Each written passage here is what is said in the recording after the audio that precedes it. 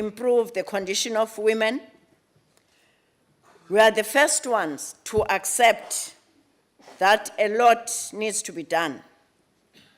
We stand here today celebrating the success of our struggles for a free, non-sexist and democratic South Africa. The courts are becoming more gender sensitive and more responsive to the needs of the women. However, the conviction rates still leaves much to be desired. The Constitution protects most vulnerable and weak, but something needs to be done after the sentencing, I'm sure. More girl children can access better education. We can also boast about achievements of the MDG goals that ensures that we have achieved universal enrollment of all 7-year-olds of school-going age. As we move towards the end of the fourth parliament, we must declare that a lot more has been done and achieved. Equally, it cannot be business as usual. Whilst there is an increase of women representatives in various levels of leadership, fewer women are at a decision-making levels. Women do not control most of the prominent and leading companies in the private sector. We are the first to acknowledge that increasing gender-based violence leaves much to be desired. These levels of violence and atrocities, if left to go on, will indeed undermine the democratic achievements of our young democracy. What then must women organizations in communities do? What is it that women parliamentarians should do? What must women in churches and in all walks of life do? We must ignite the spirit to fight these atrocities and continue to improve the lives of ordinary women. We must mobilize in the same manner that the women of 1956, the women of the 80s did. I want to conclude, Program Director, with what you started in the beginning. This is the last Women's Parliament of this fourth Parliament. As I said earlier, I think if we were to tell the story of the last 20 years, it is a good story. I think the challenge we have, in particular as women sitting around these chairs now, we don't tell our stories. We allow other people to tell our stories. And they begin to tell only the doom and gloom, which is not the reality. If we can search our souls as we are sitting here and trace where we're coming from, as women in general, but in particular as Black women, you would agree with me that in the last 20 years, there's a lot to talk about. There's a lot that have been achieved. Even the ceiling itself is not a limit when it comes to women. We must also agree, as I said earlier, that the laws from the Constitution to many, many other laws that have been passed by this democratic government, those laws are friendly to women. But we have a challenge that we need to address today as we coming to an end of this fourth parliament, so that as women, we can hand over a kind of legacy report that says to those that will pass the baton to, have we succeeded? Have we succeeded in making sure, as this parliament, that we didn't only pass laws, but we revisited how those laws are implemented and how they affect the condition of women, and if there are any undesirable consequences as a result of the laws we've passed. I said earlier that despite those laws, there are still many, many challenges. We heard yesterday our guest speaker at the gala dinner saying she attended the meeting of young women she attended. After reading her speech, a young girl said, "What did you do when a 4-month-old baby was raped?" Now, this question, I'm sure it's not directed only at her, or was not directed only at her. It's the same question we must take here today. What did we do? Or what are we doing wrong for the society to be at a level where you can take even something that is impossible to enjoy? That cannot be termed as a woman abuse, because a 4-month-old girl is not a woman. There must be something bigger that at a society level we are still failing to do. Equally so,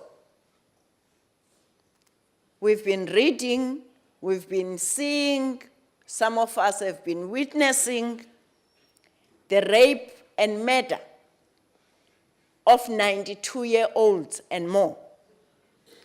What is it that we're doing wrong for us to be talking about those in a democratic society? There must be something that we're still doing wrong. Now, surely, here we cannot say it's a responsibility of the government only. Yes,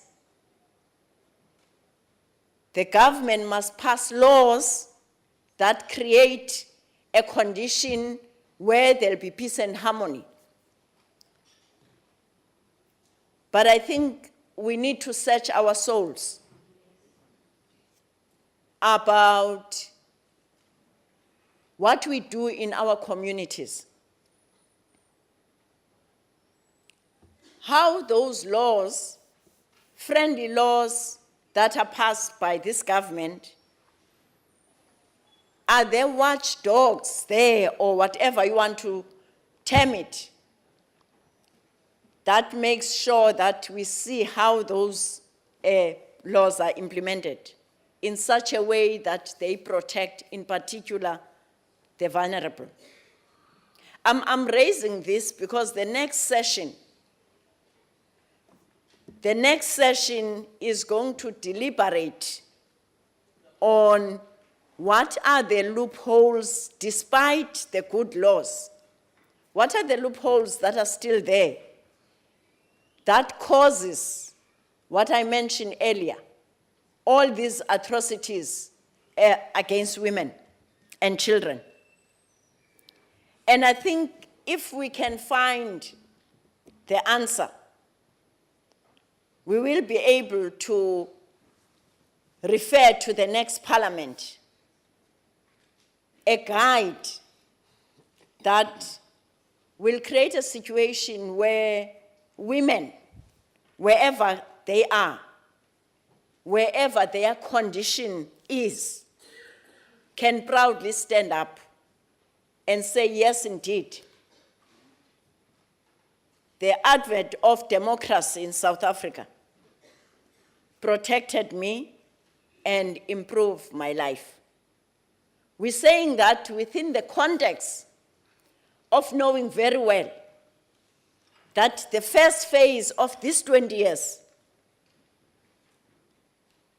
was a political freedom, which I'm sure we all agree. The rights that we have, not only as women, but as citizens of this country. Some of us never, ever dreamt that they will come in our lifetime. But we are in the second phase now. And this is the importance of this Women's Parliament. Because when we go immediately after the election, it would be 20 years in democracy. And surely you would agree with me, we need to up the scale. As women, we need to up the scale. When we talk about now economic freedom, ownership, and lots of those things that will create a situation where my situation, wherever I am, doesn't make me happy. I mustn't sit in that situation because the only or the sole provider is this abuser. The way of empowering women shouldn't be just political. Now, we're moving to a wave of saying we need now to focus on empowering women economically so that they can take their own decision without influence of a bread on the table or a small amount on their pockets.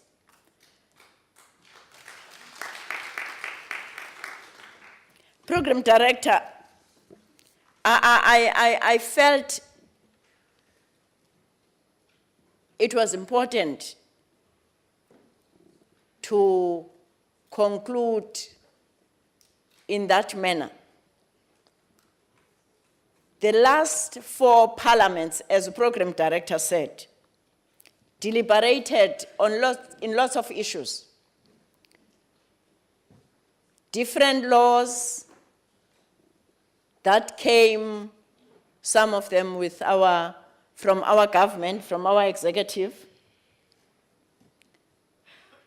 And some of those laws, as women sitting around this table, we were able to put brakes to because we didn't think they are too friendly to women. And some of these things, I think we need, in particular for those women who were there even in the last Women's Parliament and before, we need to revisit the laws we spoke about as women, the laws that were concerning us as women, and begin to see what is it that was done about them at this juncture. I know that today, I'm really concluding now, I know this Women's Parliament is much shorter than the usual. I would have liked a situation where we would also do an assessment that is saying, is this form of women parliament a correct one for women of South Africa? Do we every year have to call women in this small room and lament about issues that, you know, some of you sitting here have been talking about for decades, even before 1994? Or do we need a situation where, and I'm doing this because we'll go for elections and then another woman would come and stand here like me. Do we need a situation where at the beginning of the term, we have a very broad women in Daba that those women themselves are able to say to us, you are not representing your dress in parliament. You're representing us. Therefore, these are the things within the 5 years we want to see that are affecting women. And then next to the end of the term, that 4th year, we have another indaba that as women in parliament, we are able to say, yes, we're elected by our different parties, but at the indaba, these are the mandates, or these are the areas you said we must do. And we're coming to report back now that these areas have been done. I'm saying I was hoping if we had enough time, our discussion would even venture into that, so that we have a legacy report that we will take to those people who would be standing here after election, at least with some kind of a review of the success of this kind of the Women's Parliament or any other kind. Thank you very much, Program Director.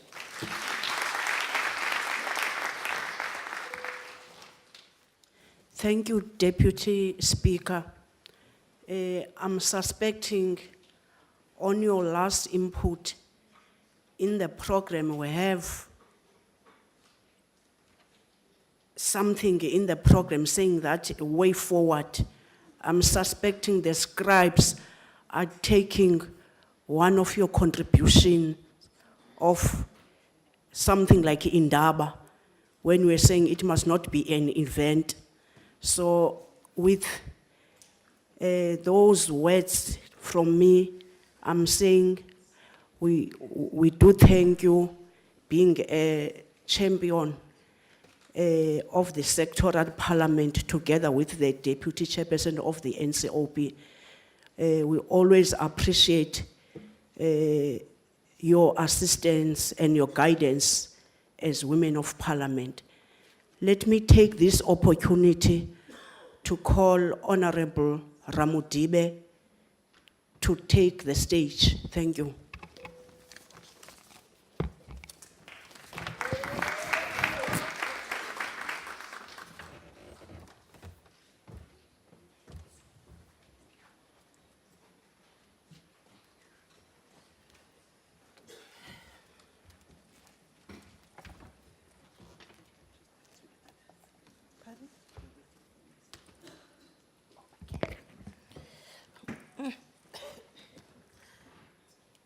Thank you, Program Director,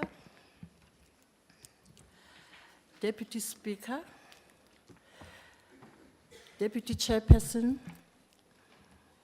of the NCOP, Honorable Ministers and Deputy Ministers, Members of Parliament, Commissioners that are here with us this morning, and the Chairperson, members of the community,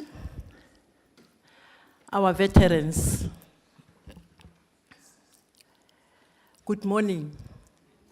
Sanbonani, Dumelang, Absheni, Tobela, Mashoroni.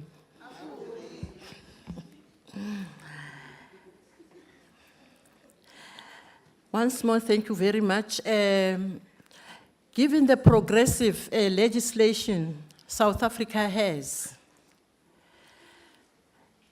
the rate of violence in South Africa is unacceptably high. And I'm saying this because this is one of the areas that we are addressing under our theme. And we are here, as the Deputy Speaker already indicated, that we are going to be looking at the gaps of the legislations that I've just mentioned and the implementation thereof. Our program director indicated that we are going to be having panelists. And my duty is a very easy one, is that one of bringing to the front the panelists who will be sharing with us on the questions that are going to be put forth to them. The panel's speakers should speak to the gaps they perceive are there in the legislation, the implementation as well, and the processes that may impede to deal effectively with violence. Program Director, we have the following panelists which we are going to request to take the stage, to take their seats. We have a rep from Commission on Gender Equality. We request you to come forward and take your seat. And then we have a rep from Sonke Gender Justice, whom we are also requesting to come forward. We should have the Department for Women, Children, and Persons with Disabilities, but I think the minister is delayed somewhere. She will be joining us. We also have a rep from the Human Rights Commission, whom we are asking to please come forward to take a seat.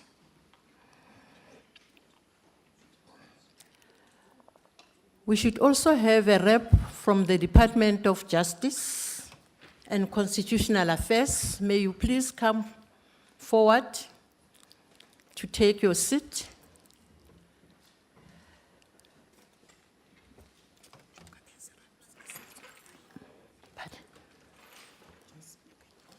Okay. In the meantime, we will proceed with those who are with us, and the rest will join us. With the Sonke Gender Justice, we would like you, given the main that are central to ending the violence,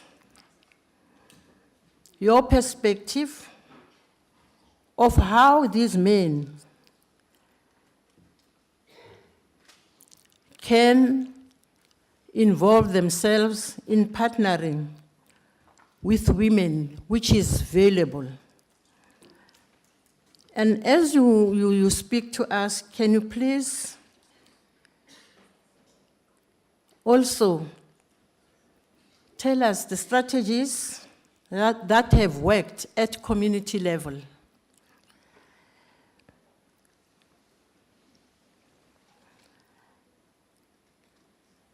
With the Human Rights Commission, as we all know that violence against the vulnerable is a gross violation of human rights. Can you please speak to the policy issues that may still need to be dealt with in terms of realizing the rights of women, given this scourge of violence?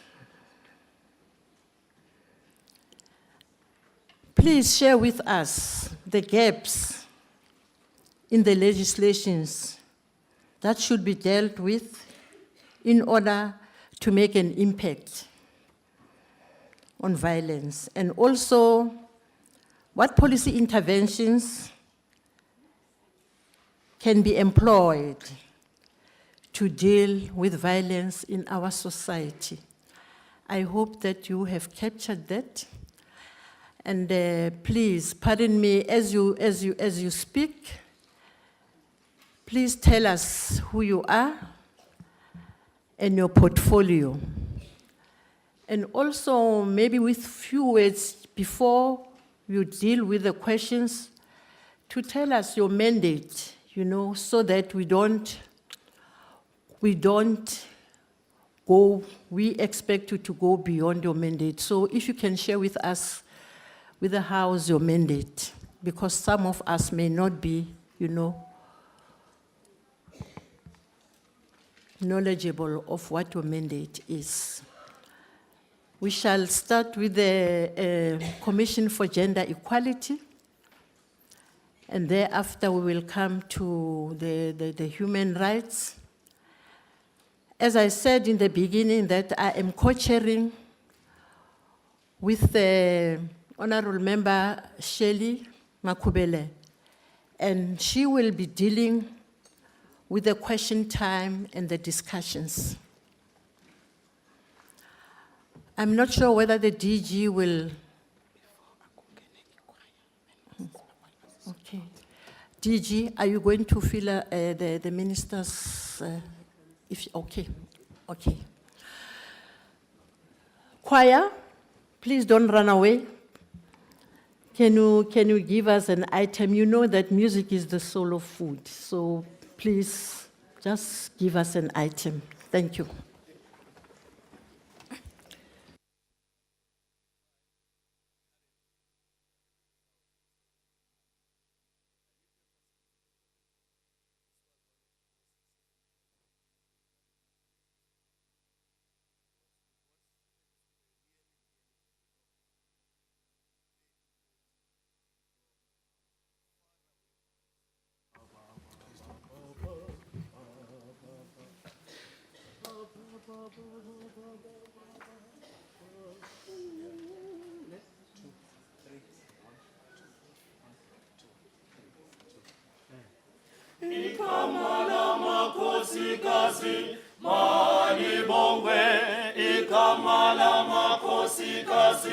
Mali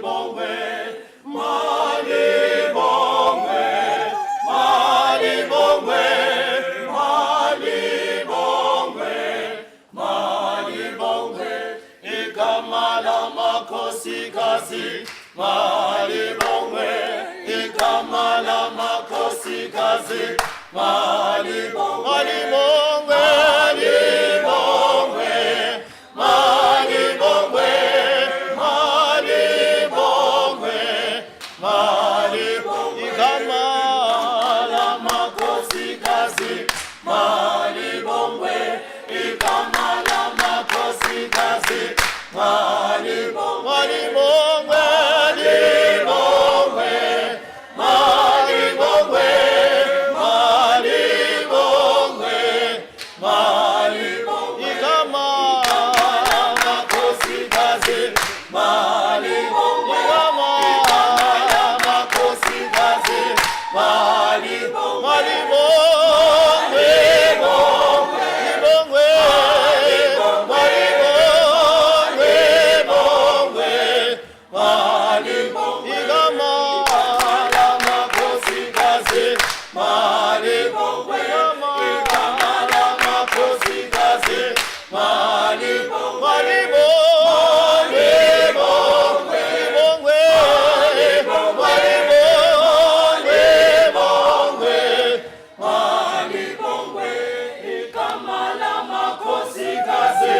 malibongwe igama lamakhosikazi malibongwe malibongwe malibongwe malibongwe.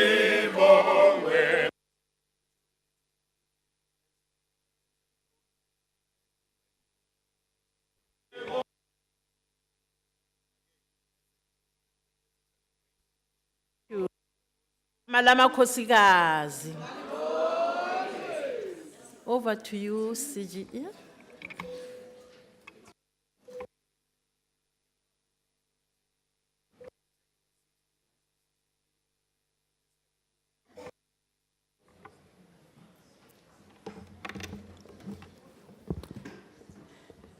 Thanks, Chairperson of the session. Good morning, everyone, with the protocol observed. As you see in the program, I have 10 minutes to present my version. If I acknowledge the leadership that is here, my time will be finished. My program leader will say I'm sit down. Can I apologize and request that can I sit down when I'm presenting? Yes, please. Thank you so much. Ndibulisa wonke umuntu lapha endlini, ngakumbi abomama that have traveled so far to come and be part of the session today. And my name is Nondumiso Mapazi. I'm a commissioner for gender equality.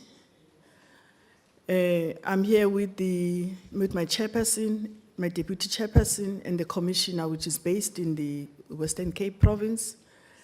I'm servicing the Free State province. Chairperson, my mandate is to present the gaps and the findings of the Gender Commission, and special focus on the National Action Plan 365 days. But I thought before I make the presentation on our findings, it will be very important that we present the statistics, the scientific statistics in some of the areas relating to gender-based violence. The Commission for Gender Equality, as we know that it was established as an independent statutory body through the Constitution of South Africa. And our mandate, we get the powers for our mandate through the Commission for Gender Equality Act of 1996. The Gender Commission is to monitor, evaluate the legislation, policies, practices of the state, statutory bodies, and private sector, as well as indigenous, customary, and religious laws and practices. We do that through research and make recommendations to Parliament. And we also review and investigate some complaints that are related to gender discrimination in public as well as in private sector. Chair, I want to present the statistics summarily. According to the South African Medical Research Council, 1 in 25 rape cases are reported. And according to the report by the South African Police Services, the statistics indicate that there are 64,000 rapes that were reported in 2012. If 1 in 25 rapes are reported, and when it comes to the report in police, it says that only 64,000, and therefore you can multiply the number of rapes that are taking place in South Africa, because there are those that are not reported. And more than 3/4 of South African men have perpetrated violence against women.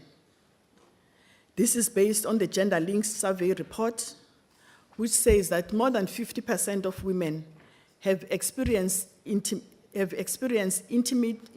partnership in violence in their lifetime.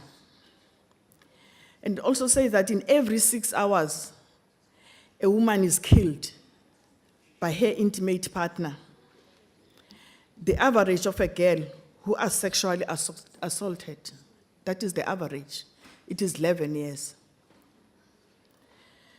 30% of assaults of women and nearly 40% of sexual offenses are committed by the person that you know, the person within your community and within your surroundings.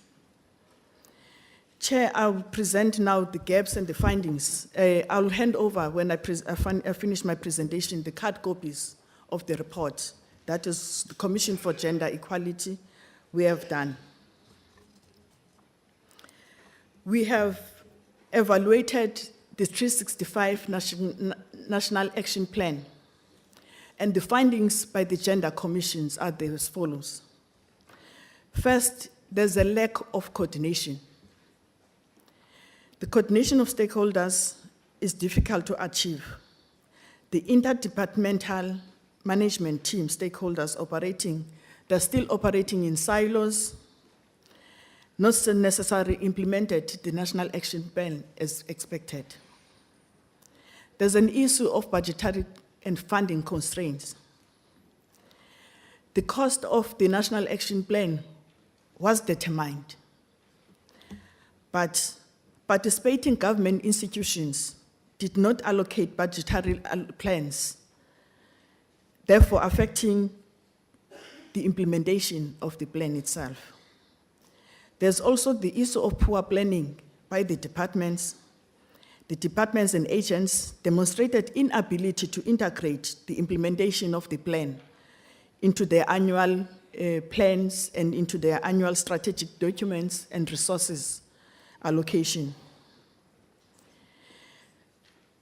There's also an issue of capacity constraints, especially within this program management unit, which was established in 2008, and now only relies on 5 consultants to implement the strategic national action plan. And also we have detected that there is no monitoring and evaluation system to ensure that there's an effective implementation on the plan, as well as the issue of disparity in statistics. Our findings on the operational, as well as the operational challenges. On the prevention side, there is an inadequate public education and awareness measures, mostly those that are taking place are done by the NGOs. There's also inadequate information on social services available. The project Ndabezitha, which is a training of traditional leaders on domestic violence and material on sexual violence in school. This, as Gender Commission, we welcome, because some of the people that perpetrate increase the issue of gender violence, they hide behind the cultural things. There's an issue of support. With 44% of survivors of violence, the financial support, as the Deputy Speaker has said, the same person that is a perpetrator, you are the one that you depend on when it comes to financial support. There are shelters that have been developed, which is about 117, but looking on the challenge, we're saying they are not enough. And also the challenge is that the majority of them, they're based in urban areas. The people in the rural areas, they don't have access to these shelters. And also the police are unable to meet the minimum standards. We also welcome the establishment of the victim empowerment centers. And also we welcome the responses, especially around the key challenges, the legislation that has been developed by the department. Although, as Deputy Speaker said, the policies are there, but the challenge mostly is on the implementation of those policies. Another challenge we've noted is the prosecution challenges. A shortage of magistrates, the delays in processing of the court orders, disparity in statistics regarding the cases opened, as well as those successful convictions and sentencing. Chair, I want to come to the recommendations from the Commission because I'll present the whole report to you. We recommend that there is a need to review the National Action Plan and disseminate information on key legislations, policies, and programs that are protecting women and children from gender-based violence. We appreciate the initiative of the ministry to initiate the council that is focusing on the implementation of the National Action Plan, led by the Deputy President of the country. We also recommend that we must have an effective management structure which is capacitated and allocated sufficient financial resources and other resources, and given a clear mandate on coordinating as a coordinating structure in the implementation of the National Action Plan. The roles and responsibilities of key stakeholders in the implementation of the plan should be clearly defined, including the civil society partners, in order to ensure that we coordinate and integrate the responses. We cannot emphasize more on the issue of the budgetary allocation to the implementation of this action plan, with the clear timeframes, as well as the issue of the monitoring and evaluation system should be in place so that we continuously monitor the implementation of the plan. We also need to do the state audit to audit the root cause, the nature and the incidence of gender-based violence, and disaggregate it by age, disability, the income, ethnicity, in order to inform the response. We also need to develop a broad range of prevention intervention to change the social norms and behaviors in collaboration with our civil society.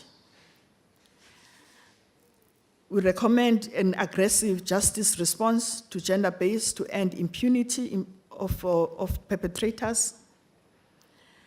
As the deputy said, also the issue of women's economic empowerment program and support of survivors is very important in order to address the issue of gender-based violence. The issue of LGBTI, South Africa's got so many acronyms. Sometimes they catch you, but the issue of LGBTI, which is very important, that we must take on head on. We need to engage about it. I know that many people don't want to talk about it, but it is here with us and we must deal with it.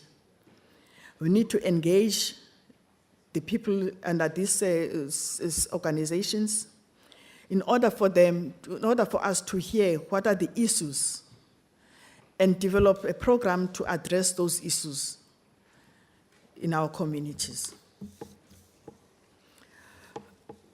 We also recommend that there's a need for an increased knowledge and skills on handling the gender-based violence among the police officials.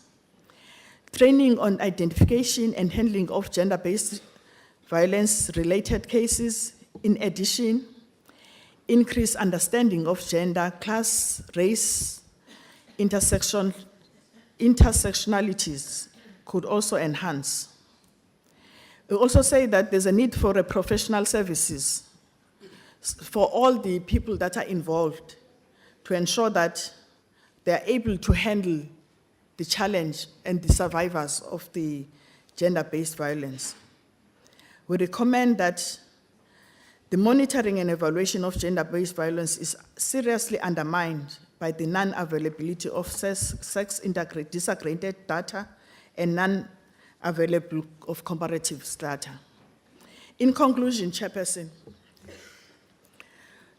a holistic response to combating gender-based violence includes preventing violence by teaching all South Africans, especially young ones, about their rights, counseling young children who have experienced violence to break the cycle of abuse, protecting victims from secondary harm by ensuring police are trained to do their job with the requisite professionalism and sensitivity, promote justice by making sure that justice is done and seen to be done, rehabilitating of offenders to make sure that violence they were caught for is their last one.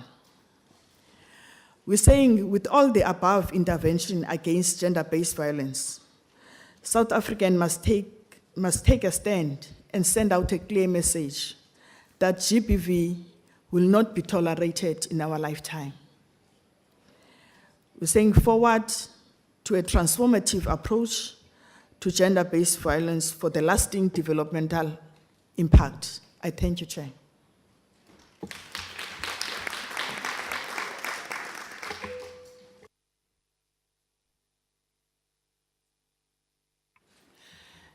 Thank you very much for that contribution.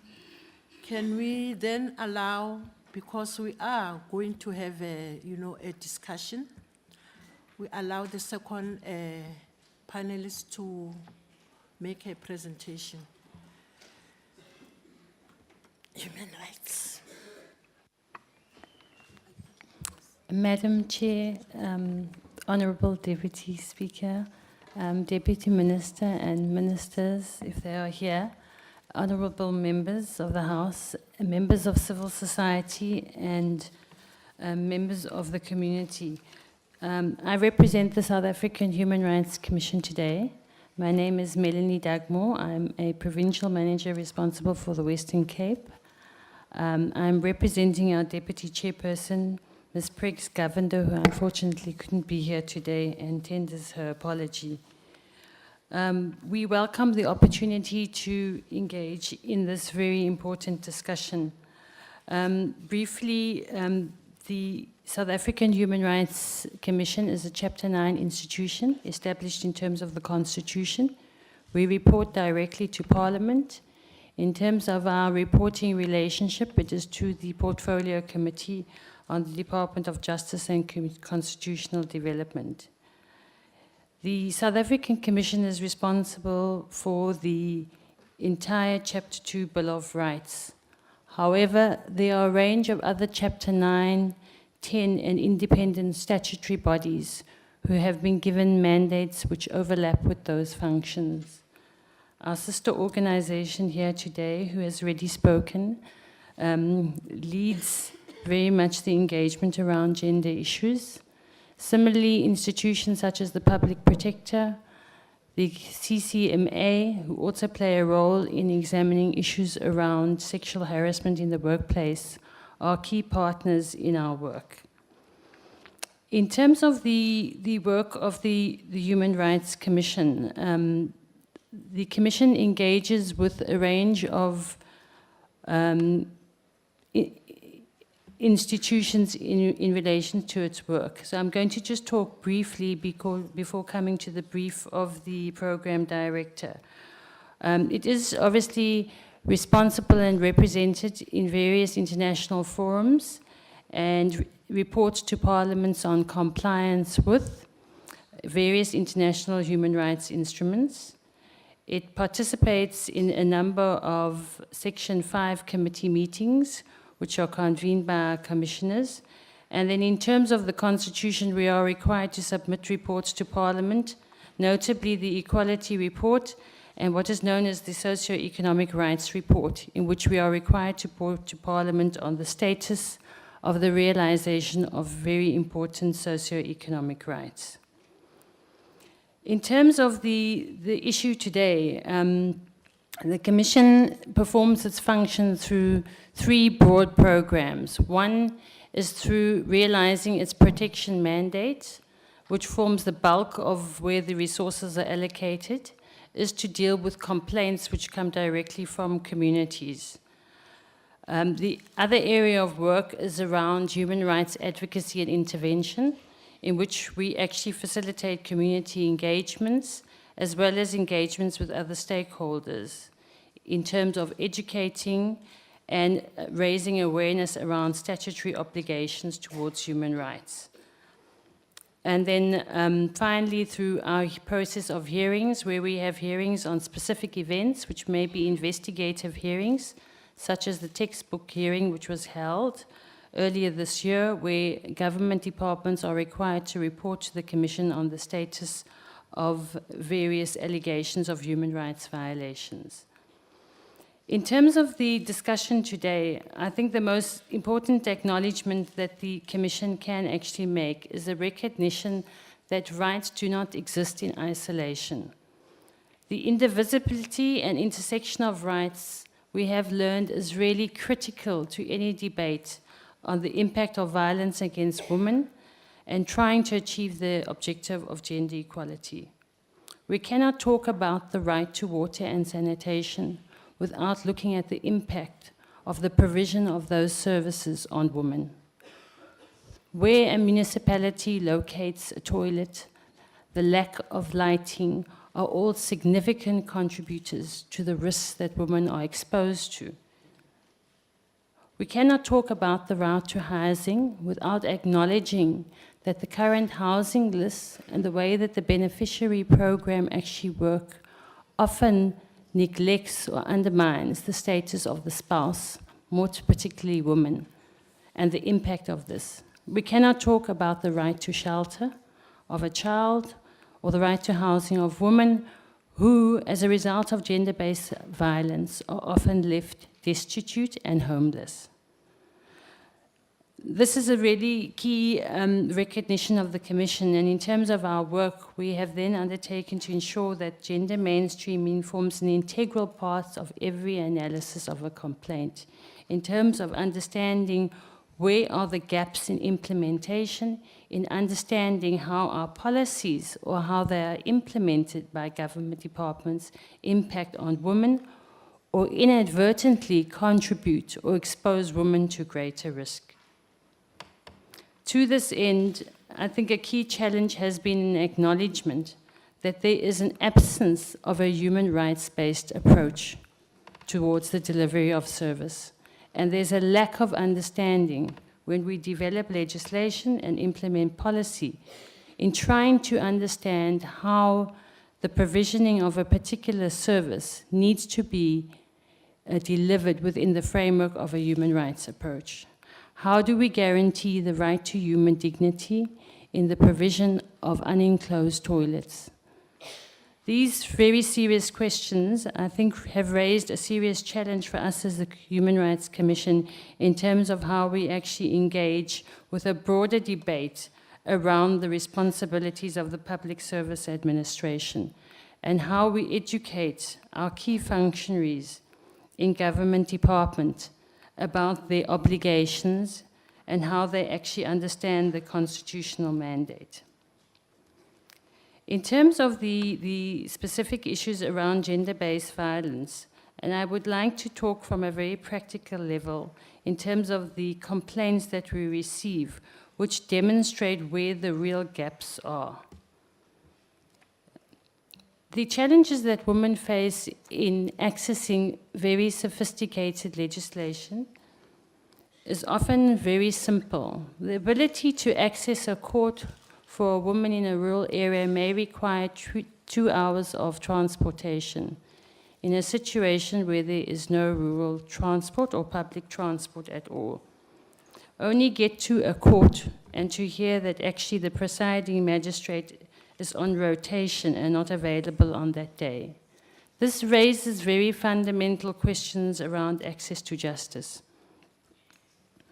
Similarly, in dealing with a situation where women seeking protection orders are turned away by clerks of the court, and told to go home and come back another day when they have been queuing for 7 hours, ignoring the fact that they may have to actually spend a day's wages or even a large proportion of a social security grant, because many of the women are unemployed, to cover their transportation costs. These realities are the challenges that one fakes in terms of looking at the structural mechanisms or inhibitors in accessing access to justice through various pieces of legislation. Acknowledging the substantial gains that have been made in legislation and policy and the work of the Department of Justice and Constitutional Development to address these issues, we realize that there is a long way to go. In terms of dealing with the recommendations, the Commission has and can make these available to the House, made recommendations regarding its obligations under CEDAW, as well as a number of other human rights instruments, which we would be happy to share today, which will perhaps set out in detail where the challenges are. In terms of the work of the Commission, it obviously has recently been co-opted into the working group of the National Task Team on LGBTI issues. We collaborate with the Department of Justice Women's Month events and access to justice events, as well as the 7 days of activism against women, through various programs and joint programs with a range of civil society organizations as well.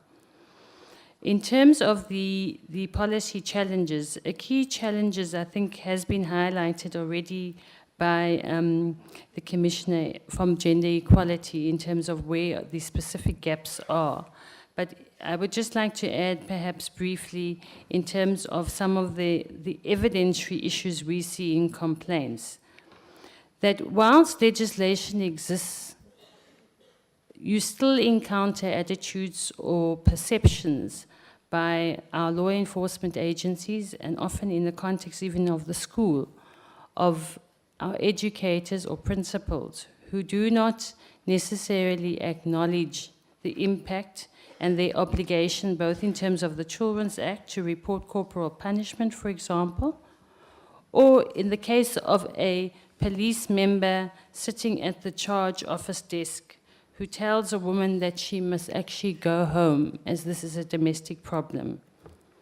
These perceptions still exist and these practices are still very much alive and raise a critical challenge about how we equip both members of the community as well as the organs of state in understanding their obligations and responsibilities. I think to turn in conclusion to some of the issues, it has been well documented that through various pieces of research that the inadvertent effects of, for example, the Domestic Violence Act require urgent review of the legislation and urgent capacitation of the courts and its functionaries in order to deliver on those legislative mandates. With that, I thank you.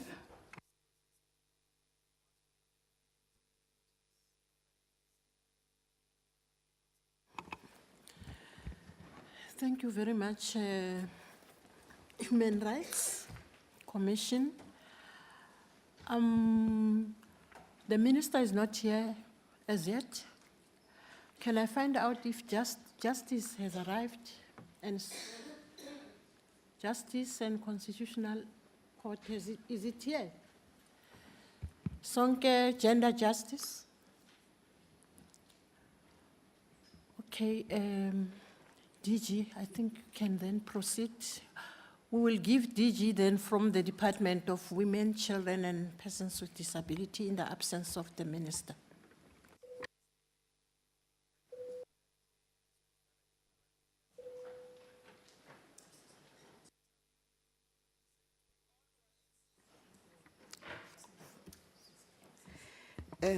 Thank you, Program Director, Honorable Deputy Speaker, Honorable Deputy Chairperson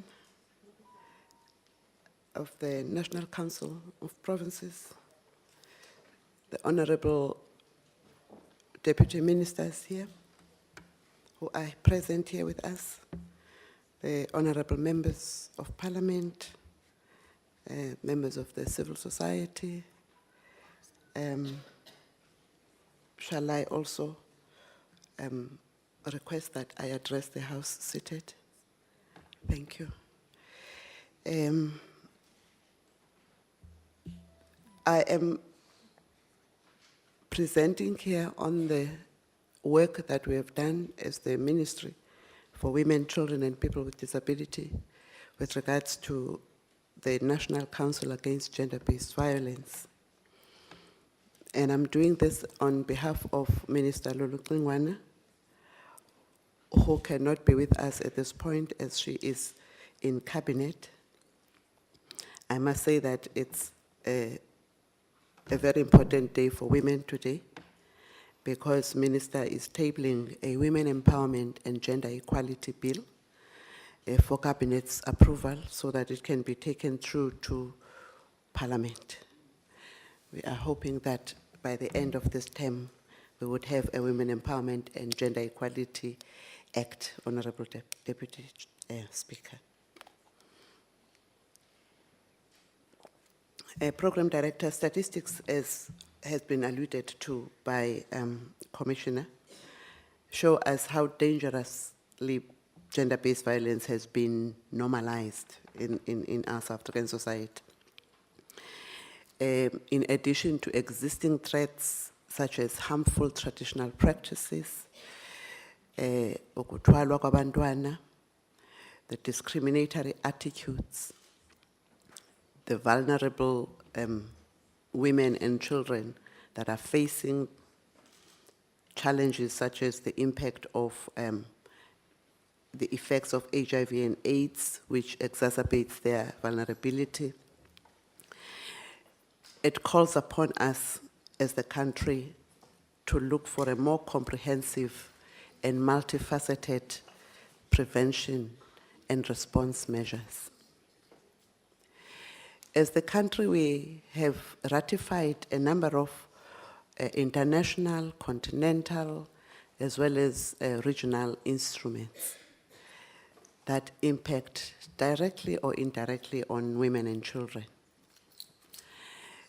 As some of us will know, we are a signatory to the Convention on the Rights of the Child, to the Convention on the Elimination of All Forms of Discrimination Against Women.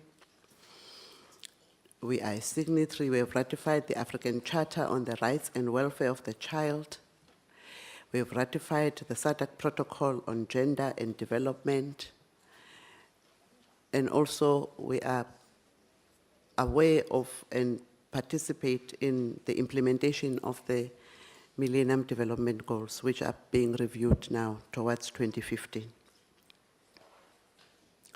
The prevention and addressing of violence, abuse, and exploitation of women and children are contained within all these instruments that I have referred to. And in order for us to address gender-based violence, this government has introduced policies which have been alluded to by my colleagues here, legislation, intervention programs, including the Domestic Violence and Sexual Offences Act, the creation of the Sexual Offences and Communities Affairs, we call it SOCA. Within the National Prosecution Authority, that unit was created. We've introduced Tutuzela care centers. We have got sexual offences courts. We have developed a victim empowerment plan. We have also introduced the Victims Charter, and also now the newly enacted legislation on the trafficking in persons, which was announced by the Honorable President on the Women's Day on the 9th of August. So as you can hear, we've got a whole range of policies and legislation that has been passed by our honorable members in Parliament to address the issue of violence against women and children. When we presented our combined report to the CEDAW, Convention on the Elimination of All Forms of Discrimination Against Women, we presented a second, third, and fourth periodic reports all in one. In January 2011, the CEDAW committee noted our report and the number of these policies that I've alluded to that we have in the country, and the victim empowerment measures to combat violence against women and girls. However, they expressed serious concerns, which is the CEDAW committee, with regards to the following. They noted that there existed high prevalence of sexual violence against women and girls and widespread domestic violence in the country. They noted that such violence appears to be socially normalized and legitimized and accompanied by a culture of silence and impunity. The Honorable Commissioner has indicated that the statistics in terms of the number of reported cases against the cases that exist, and the low levels of prosecution and conviction were noted by the committee, and that the social support services, including shelters, are inadequate due to the inadequate budgetary allocations that were alluded to earlier on by the Honorable Commission. But also they noted that there was persistent patriarchal attitudes and deep-rooted stereotypes concerning women's roles and responsibilities that discriminate against women and which continue to perpetuate their subordination within family and society. The Honorable Deputy Speaker has alluded to that earlier on.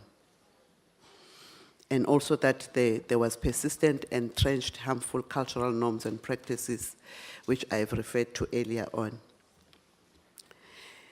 They called upon, then the CEDAW committee called upon South Africa to review our multi-sectoral action plan, which was referred to by Commission, to combat violence against women and adopt comprehensive measures to address such violence. Subsequent to that, South Africa responded and heeded the call. And on the 5th of December 2011, Cabinet approved the establishment of the National Council Against Gender-Based Violence, which was proposed by the Department of Women, Children and People with Disability. Through public invitations, the council members were nominated, and as a result, on the 10th of December, during the International Human Rights Day, Deputy President, President Kgalema Motlanthe, inaugurated the Gender-Based Violence Council, National Council Against Gender-Based Violence. This council has got representatives from national departments, from all 9 provinces, from civil society organizations, the men's sectors, the women's sector, the LGBTI community, and the traditional leadership, the traditional healers, the Chapter 9 institutions are represented in the council. So it's a completely multi-sectoral entity. The youth are represented there as well. Organized labor is in the council. SALGA is represented in the council. So we have got a national council against gender-based violence that is truly multi-sectoral, that has been established and inaugurated in December 2012. What they've done then, the council has sat down and looked at their mandate, and they agreed that what they are out to do is to provide high-level strategic guidance and coherence of strategies across all sectors to address the high levels of gender-based violence in South Africa. They've identified their objectives as follows. They want to bring together a multi-sectoral approach to address GBV. They want to provide political and strategic guidance to address the scourge. and also to strengthen the coherence of strategies. You will recall that Honorable Commissioner was talking about how disjointed our efforts are.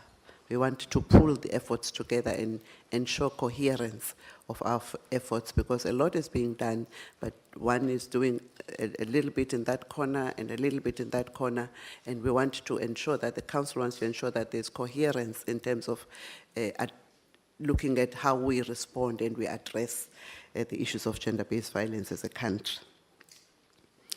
They've set out to look at programs, a programmatic approach of how they're going to do this. They're going to have programs that look at legislation and policy. They'll have a program that looks at prevention. How do we prevent GBV and our response to GBV? And most importantly, which was alluded to, is the issue which has been identified as lacking when the National Action Plan was reviewed, is the issue of monitoring and evaluating. How do we monitor and evaluate these efforts and ensure that we can then see where there are gaps for improvement? We would like to draw from the model of the South African SANAC, South African National AIDS Council, yes, which is under the Department of Health. So this council will also draw from that model, and SANAC has already had its teething problems, and we have seen how it has then solidified its efforts such that we can see the reduction of the HIV and AIDS infections in the country. What have they done to date? They are going to have a secretariat that's going to be led by the Chief Executive Officer. We have advertised the position, and we are currently interviewing so that we can fill the position. What has also happened is that on the 25th of every month, in working together with the UN Women, we have launched a United Nations campaign. It's called Unite Orange Day campaign. That is aimed at bringing together communities and alerting communities about the scourge and encouraging communities to take responsibility on fighting the gender-based violence. I always say, Honorable Deputy Speaker, that I saw you in a program where you were really strong about communities taking responsibility on the scourge of gender-based violence within their areas, and I always quote you on that. So what we have done then, we've been to KZN, we've been to Limpopo, we've been to the Western Cape, especially in Khayelitsha. What we do is we look at what type of gender-based violence is prevalent in that particular area. Here in the Western Cape, for instance, in Khayelitsha, we were focusing on the corrective rape on the LGBTIs, and we were conscientizing communities to ensure that the LGBTI communities within Khayelitsha are protected, especially the African lesbian women. We are, this month, on the 25th of August, on Sunday, we are going to the Free State, and we are focusing specifically on the young women in the Free State. What we'll also be doing as the council is to, which we are announcing on the 25th of August, is to launch a Vikela Mzansi campaign, where again we're galvanizing communities to protect our own, to protect our women and protect our children. What the council has done is also lobbied the traditional leadership to say that let us also be vigilant in our rural communities. And it's quite interesting when Minister met with the traditional leaders, they were saying that in terms of our traditions, women are very respected. Women are protected. But they promised that they would involve all Ndlunkulu, so that when the wives of the traditional leaders have their gatherings, they conscientize women against the gender-based violence. we also engaged with religious leadership, and we agreed that we are going to work in partnership with all the leaders of all the 7 religious sectors in the country to promote the Bill of Responsibilities. The Department of Basic Education has come up with a beautiful tool in terms of what is, if I have got the rights, what are my responsibilities? And the 12 of those that are in that Bill of Responsibilities, we want to promote the Bill of Responsibilities and take it further to communities as well, not just at schools, but to communities.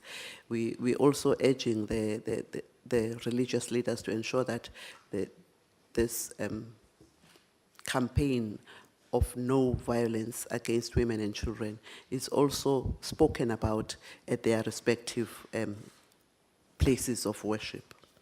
So, Honorable Chair, as government, we really have focused on the response to GBV issues and the survivors of GBV. Our advocacy and awareness raising work we are going to embark upon, as you know, from the 25th of November, 16 days of activism campaign.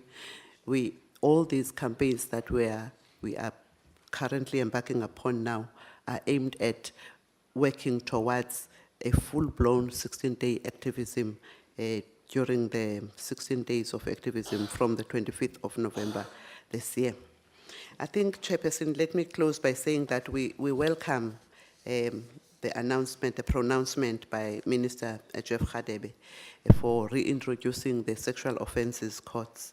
22 of these have been reintroduced in this financial year, and we are confident that that will go a long way in providing the much needed protection to a large number of women and girls who are both victims and survivors of sexual crimes. I thank you, Chairperson.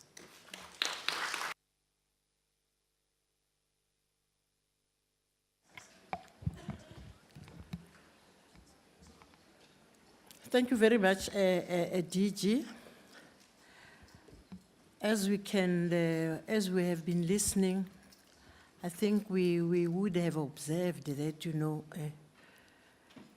there are overlapping issues in terms of the presentations that we got today.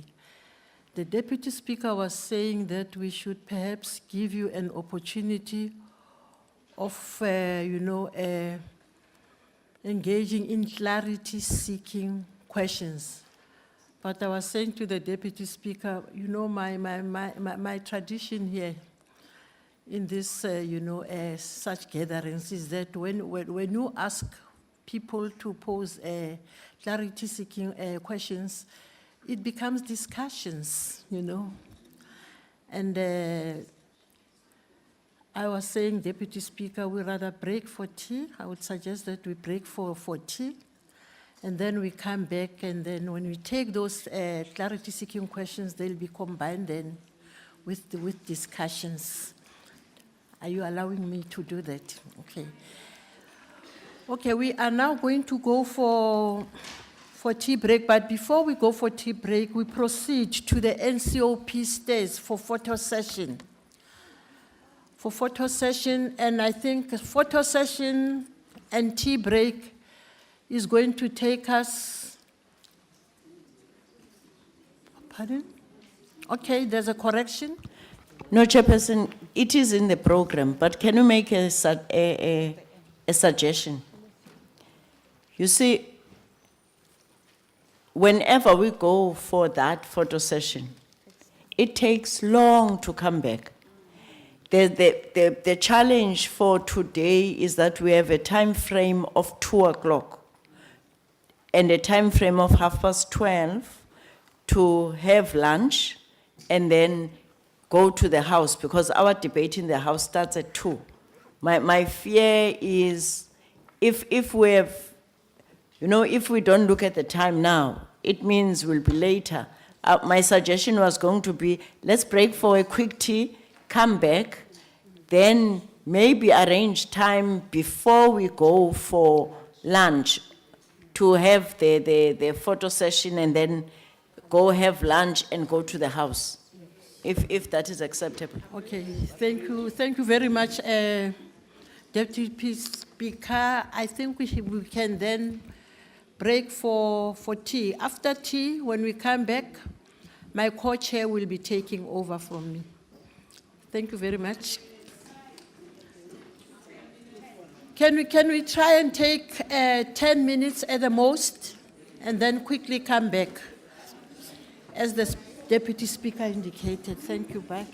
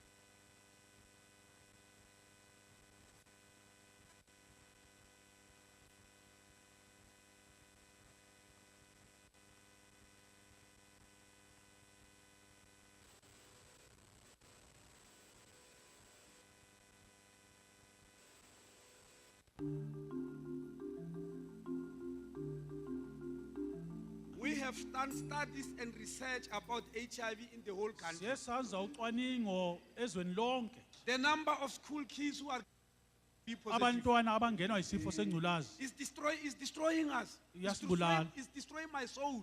iyangibulala In emphefumulweni. 2010,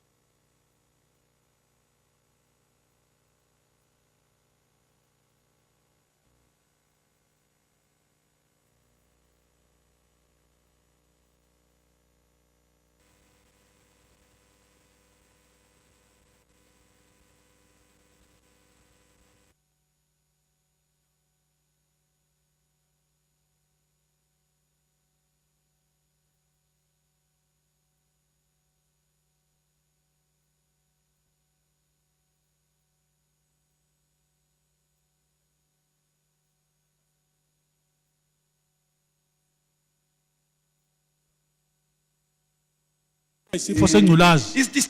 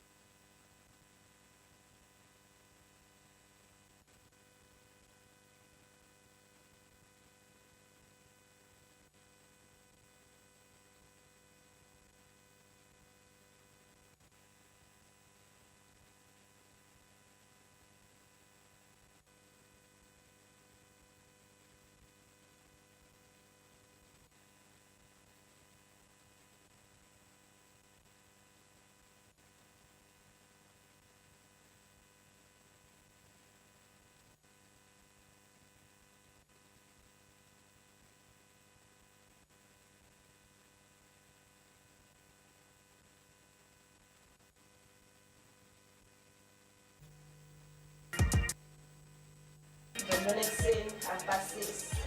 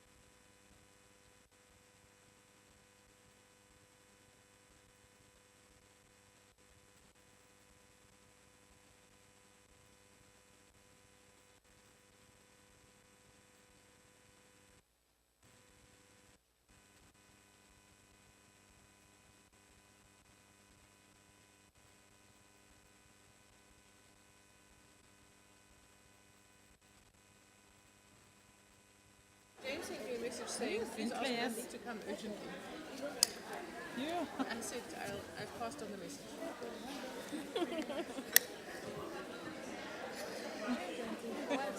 Uyafunwa. Evidence, yes. Oh, now he says, is Nandi on her way? Yes. I can't find it. I don't know. Jonga, go answer one question and come back. Leave your stuff and come back. Tell them the ukui uko semnyango ngavuma uphume.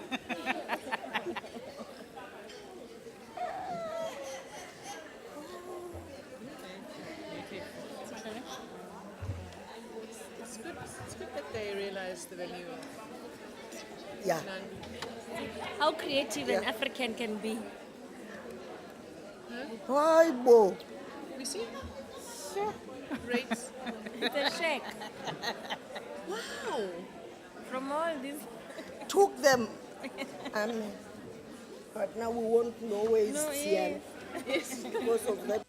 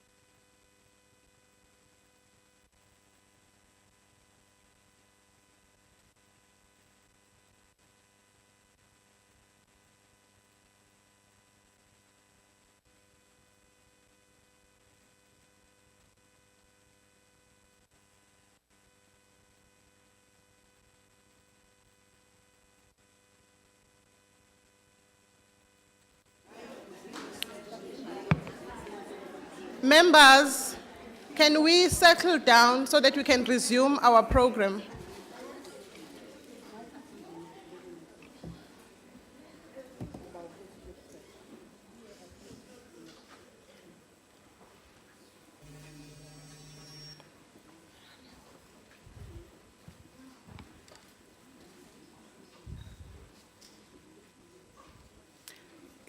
Can we also get the panelists who spoke to us to come forth?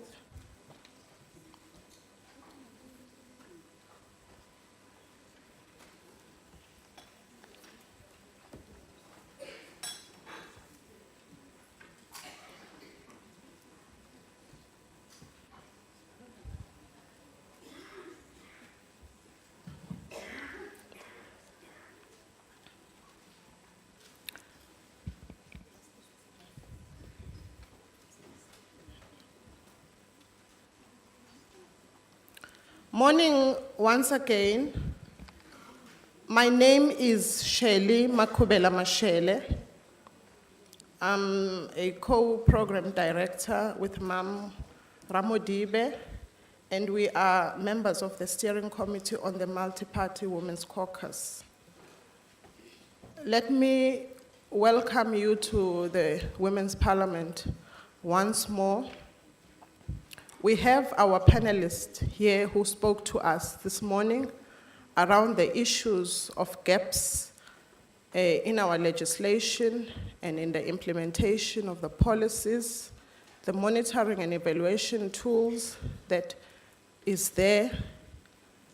And we are now going to afford you the opportunity to speak around the issues that the panelists mentions, the questions that you have, and the proposals or inputs that you want to put before Parliament around issues of gender-based violence against women and children. I would ask everyone that would be speaking here to introduce yourself, tell us where you come from, the organization that you are representing, because we want to have a clear understanding of each other and the sectors that we are representing in civic society and our standing.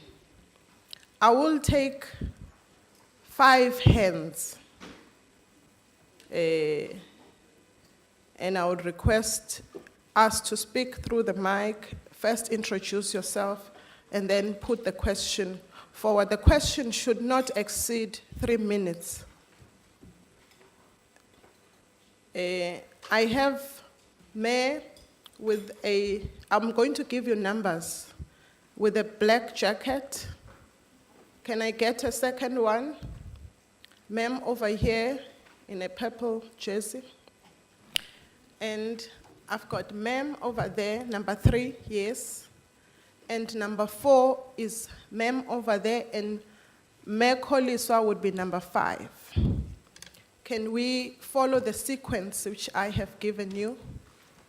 Thank you. Ngiyabonga mphathi wohlelo uLindi Zondi lona from Johannesburg, member ye African National Congress Women's League, but comes here as a guest. Sayamukela, you will remember English is not our first language. I would ask this house to excuse me because I'm going to speak in my own language. Ma'am, you will not be excused. We are encouraging everyone to speak in their own language, so it's fine. there's no point for All you right. to feel. I-presentation siyamukela kakhulu futhi ikhuluma nathi presentation singomama, but ngifuna uqala la njengoba sihleli la sonke ama PWDs angwaboni la, what are we doing with them? Because abekho la, even in our midst, in our organizations abekho. That is number 1. Number 2, i-language esikhulumayo, we are not speaking a sign language, all of us here. So what are we saying about those people abangakhona ukuthetha nathi, abangakhona ukuhlangana nathi njengamanje, abafila excluded? Okugcina ukuthi kunama recommendations, very profound recommendations from our government and from all of us and from the presentation. But azokwenziwa nini, when, where, and how, and the ubani, because every time we come here, sibanama recommendations, the women in the street, la panels asetula mntwana, naguma rural areas, abangekho njengamanje la, who are not represented here, abangaziluto, abahlupheka ukudla, who are living even beyond the poverty line. They are not represented here. Now, bengicela ukwazi ukuthi uthe makaqala umama ngizokuxolela wabuza ukuthi kufanele senze njani. Now, let us take into consideration to see thini ngalabo bantu. I thank you very much.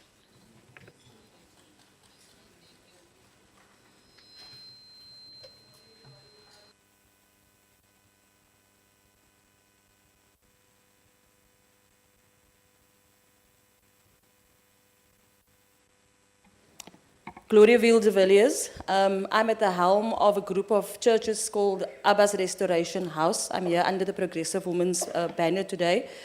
I also am at the helm of a project called Apolocity, which is a development project.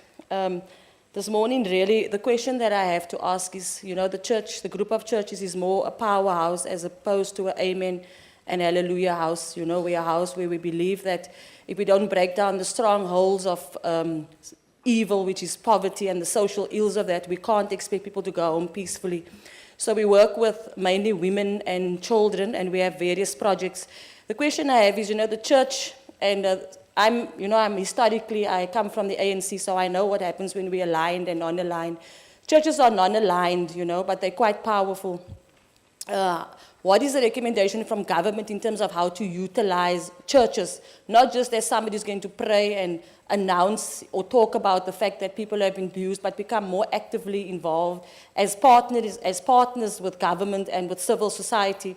We have to acknowledge that churches are powerful forums and non-aligned forums where people feel safe, but it's also a place where we can address issues.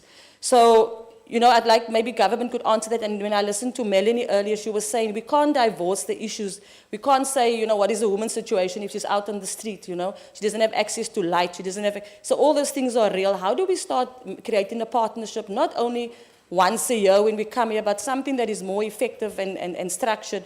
That's the one thing. And then maybe just to be, if you don't mind, Madam Speaker, is on the 24th of September, we are having an event at Muizenberg, and the theme of the event is called Igniting the Spirit of Women, because we believe that, you know, with women, we are the pillars of society, we are the mothers. If our spirits are stronger, we won't have to face the kind of violence and poverty we experience against women and children. So if women can please, you know, maybe approach me and just see how people can participate, because this is where we need to start, you know, is women. You know, we've always brought change in this country and there's nothing different now. So my question is about churches and participation. Thank you. Number 3 was... My name is Shireen Barnes, and I'm from the Progressive Women's Movement. My query is about the housing project in Pelican Park. I was a beneficiary, and then I received this letter that according to your application of the housing subsidy has been checked and submitted to the Department of Human Settlement. According to information obtained, you will not qualify for the housing subsidy due to the lack of the undermentioned reason. Is therefore not possible to allocate to a dwelling in the above project to you. When I was married, I divorced, I had a stroke and an overdose, and because of that, I didn't know I forfeit all my benefits over to my ex-husband, which I didn't receive anything from that house. And up till today, it's really freaking me out. Gosh, this depression is, I'm saying informal settlement, which is not nice. Really, I've been running up and down. I think Max Kaczynski knows about it, but I need an answer because it's putting my life backwards and my kids. Thank you. Thank you. Number 4. Ngunonhlanhla ngwakagabela kodwa ngoziwa ngokuthi ngwakamsomo from iKZN. Ngisukuma nokubonga sihlalo ngaphambili. I'm a bit covered by speaker oqala okhale ngelanguage esetshenziswayo la endlini. Ekubeni njengoba sila siqhamuka sonke endaweni zasemakhaya futhi uma ubheka ibale la endlini licishe elifane. Sithetha isinguni imvamisa yethu.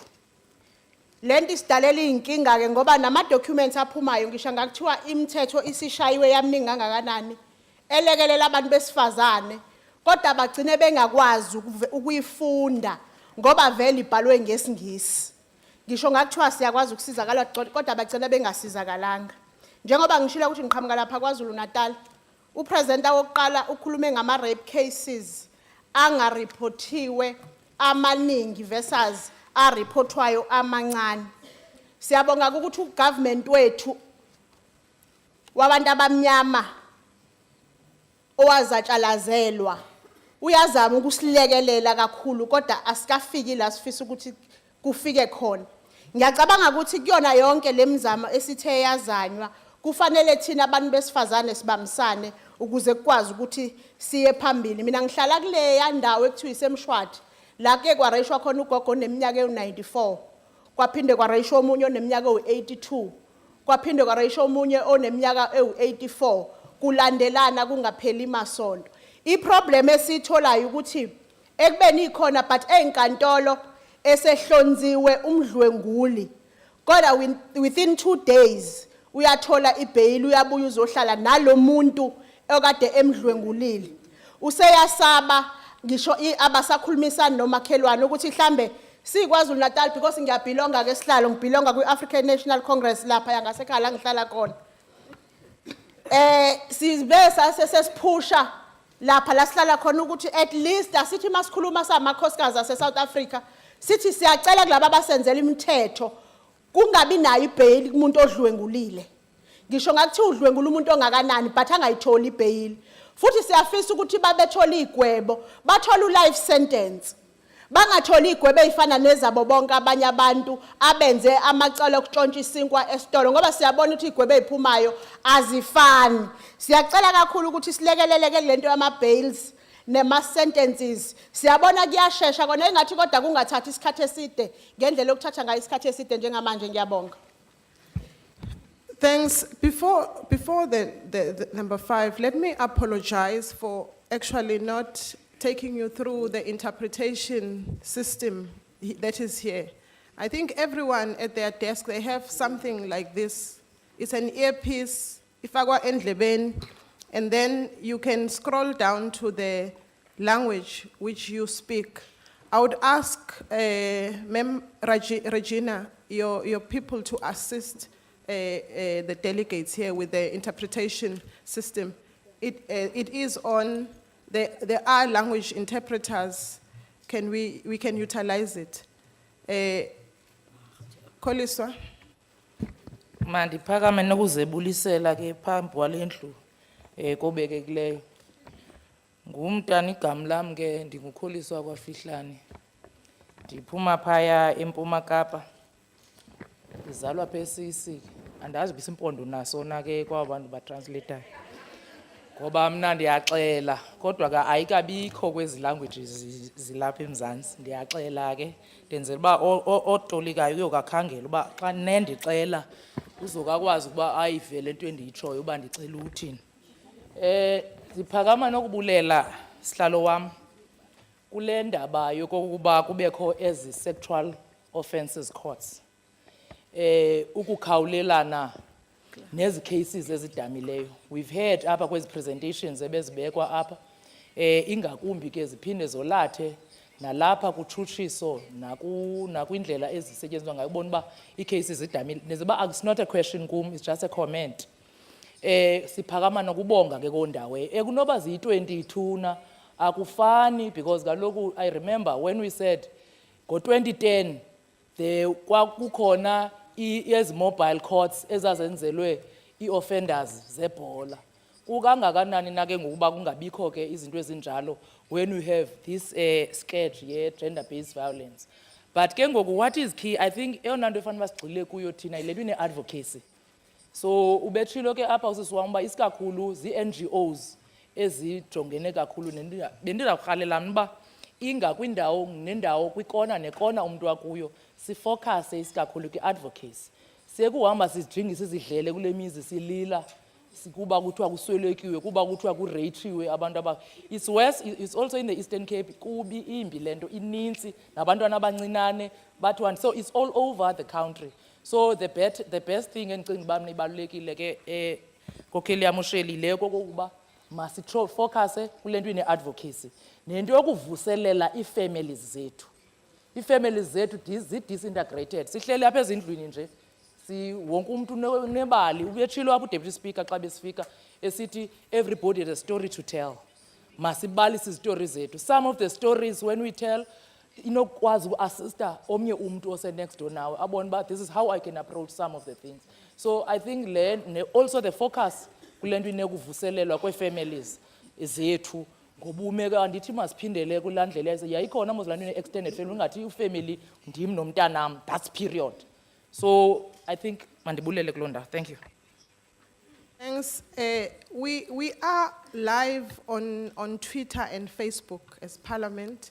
We've taken up the information age and there are tweets that are coming in. They have questions for our panelists. I will read 2 of the questions.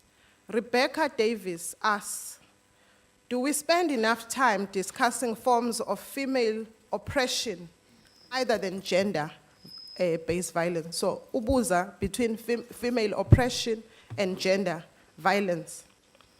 There's also Sihle Mtembu who asks, what plans should be in place to affirm the rights of lesbian women in South Africa? considering the spate of corrective rapes that we have. I'm going to give over to you panelists to speak to the questions and the comments that have been made. But you can see we are joined by one member of the panelists who is from Justice and Constitutional Development. When it is her turn to speak, I would ask you, ma'am, to just introduce yourself and tell us briefly what portfolio you have in Justice and Constitutional Development, and how can you assist within the gaps that are there in our legislation and the implementation thereof. Thank you.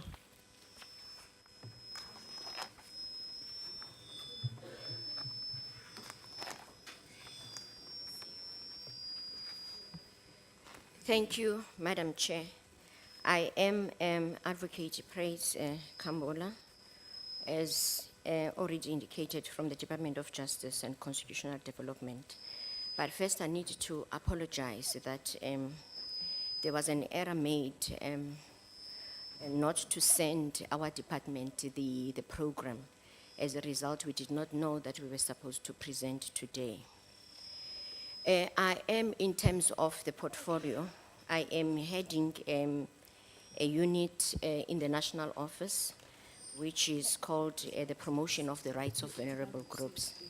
So I am therefore responsible for the national implementation and the intersectoral implementation of legislation that relates to victims of gender-based violence. I'm not sure as to whether I can probably say something about the other work that we do. Before that, ma'am, let me just allow the panelists to get into the questions, and then those that are directed at justice in terms of the sentences and the gaps and the bails that are given to perpetrators, you would come in and just answer on those parts. Thank you, Madam Chair. There is, I would start with the question relating to the participation of the religious organizations. There is indeed a need for government to form partnership with the churches because of the role that they are playing in the intervention process. We need to recognize that, because a pastor many times is involved in counseling services, especially where the parties are living in a domestic violence environment. So we need to capacitate them with information as to what the Domestic Violence Act says, what is the legislation on sexual violence says, so that when they do the counseling services, they are also providing them with legal recourse. That is, this is what you need to do, especially with domestic violence. I think that they can play a big role there in ensuring that they also assist them, because I don't see any reason for us not giving them information on how to complete the affidavit form for the victim when the victim has to go to court to apply for protection order. There's also no need for us not to have them participating in providing them with the information regarding the safety planning, which is the safety planning, the personalized safety planning, which allows the victims as to when a victim does not want to leave an abusive relationship, because our act does not force them to leave their abusive partners, but then as a department we have come up with the safety planning together with the NPA and the traditional leaders that therefore assist the victim to plan her safety in her house, that is, to identify the escape route during the violent attack, and to also prepare as well as the things that she will need to escape with, and also to organize people that will help her, to call police at the time of the violent attack, so that is something that the religious leaders can assist government in the intervention process. What we have done now as a department, because we are leading the implementation of the Victims' Charter, we have then now, as we're going to be having the event, the national event for the promotion of the rights of victims, we have included churches. It's mainly focusing on the role of the churches, and we will be having it, and it's going to be in the Free State. So we will really appreciate also your participation in that event. Now, coming to the bail, we have a challenge when it comes to bail, because our law does not prohibit a magistrate from granting bail, and bail applications are considered, and the decision is done by the magistrates based on the circumstances. And the reason for that, it is because of the protection of the right of persons who have been accused, because they do have a right to apply for bail, because at that time of the application, they are still accused person. They have moved from a status of being called suspects, because as soon as you are charged, you become the accused person. So in other words, the state therefore has a responsibility to prove beyond reasonable doubt that you have actually committed that offense. So because of that, then it will be the violation of the constitutional right of the accused not to grant that accused bail, depending on the circumstances. But there are circumstances where there are risk factors that have been identified by the court that will then make that accused not to receive bail. And in terms of corrective rape, with corrective rape, it is one area that is a huge challenge for government. But then our department, as everybody might know, that our minister established a task team to develop an intervention strategy on corrective rape and other offenses that persons, the LGBTI persons, are exposed to. The work there has already started. There is a research that was done by our department to look into our courts first, because we realize that we do not have a proper information system to capture these cases. In other words, what do I mean is, when a lesbian has been raped, she goes to police and does not mention a sexual orientation, and comes to court and still doesn't mention that. And that case will then be captured as an ordinary case of rape. So then we looked into, the research was about identifying ways of capturing these cases without subjecting the victims to secondary victimization, and also exposing them to a situation where they do not want to expose their sexual orientation. So, and also finding a way of ensuring that we do not miss that case. So what we have done, we are now in a process of amending the charge sheet and also the criminal record book, so as to ensure that it's got an area there where the victim will be asked, or where the prosecutor will fill in the social orientation of the victim. Because there was a time, long time ago, where, you know, the issue of the age was quite difficult.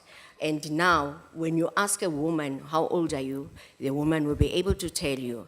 So now we need to move from the mentality of thinking that the sexual orientation is a stigma. So then we are therefore allowing and ensuring that our information capturing system also includes questions like, what is your sexual orientation, so that we are able to capture those cases. The task team now has moved to the next level after the research has been done and the findings has been received, to then develop the national intervention strategy on corrective rape and other offenses related to LGBTI persons. Thank you.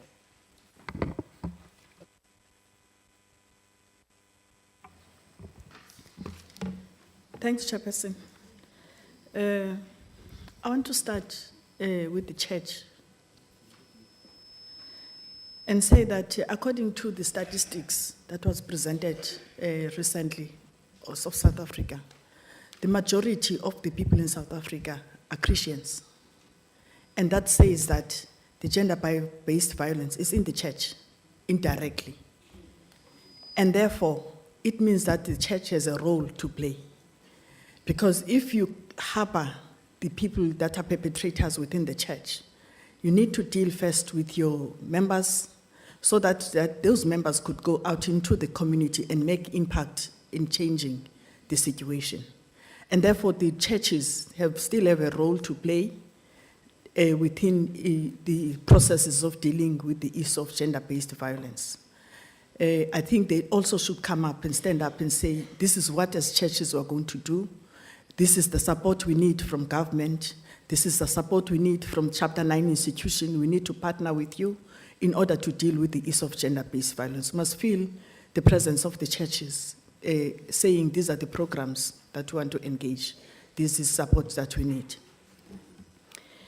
I think the issue of the recommendation, the Deputy Speaker did say that they should be presented when the term comes next year for the new members of parliament starting. That the recommendation, they should be, she proposed an indaba, which we think in the way forward, we need to talk about it and adopt it and say that those recommendations will be presented there. But between now and that time, there should be some other issues and attentions, issues that could be lifted and attended to, whilst we think that more majority of them will be taken forward by the people that are coming back into parliament next day. I will urge that the matter of the housing problem, because it's a personal problem, that maybe the relevant people, the people that could assist, come closer to this, to the lady that has spoken, and that matter has to be dealt and be assisted through with her challenge. It's a challenge you can feel from it as a mother, not to be able to provide shelter for your own children. It is a challenge. The question about the female oppression, forms of female oppressions that instead of gender. We cannot run away from the fact that women in South Africa are still disadvantaged. Yes, we know that other, especially males, that are also affected by the issue of violence. But the majority of people, if you look on statistics, the majority of the people that are affected by this violence in South Africa is women. And therefore, we have a role to bring up a program that is going to redress the challenges that women are confronted with in order for us to minimize the impact of gender-based violence to our communities at large. The study focused specifically, that you presented, focused on it was an overall gender report. But the issue today, which is on the table and which is challenging us, it's women. The abuse that are taking place in our communities, if you look at large, yes, I know that men, they don't talk about their challenge. Those that are abused, some of them, they still don't want to talk because they have got that mentality that I'm a man, so I must remain strong, which is something that we also need to address, that being a man doesn't mean that you must succumb to the pressure because you want to be seen as men, but you must be able to speak out about the challenge. And I therefore say that until we address the challenges that are confronting women in South Africa, we won't be able to deal with the issues. We won't be able to bring women to the same level because it's not about want women to be above men in South Africa. We want women in the society to be recognized as women in their own position as women. And their challenges also should be addressed at the present moment. When it comes to the issue of LGBTI, specifically the corrective measures for rapes, corrective rapes for lesbian women. I think the challenge is an overall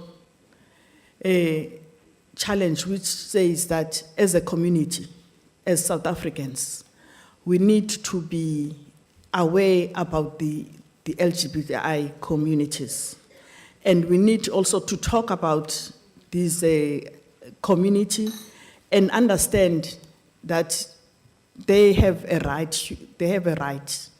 They are humans, and according to the Constitution of South Africa, they are supposed to be given and be recognized under the Constitution of the country. And as long as we don't talk, we only talk about these things when there is an incident.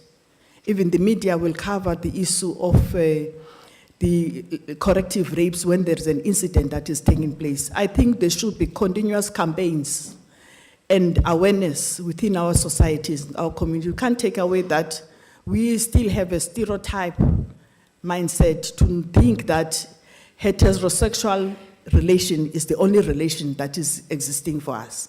It's only a female and a male relationship that we recognize.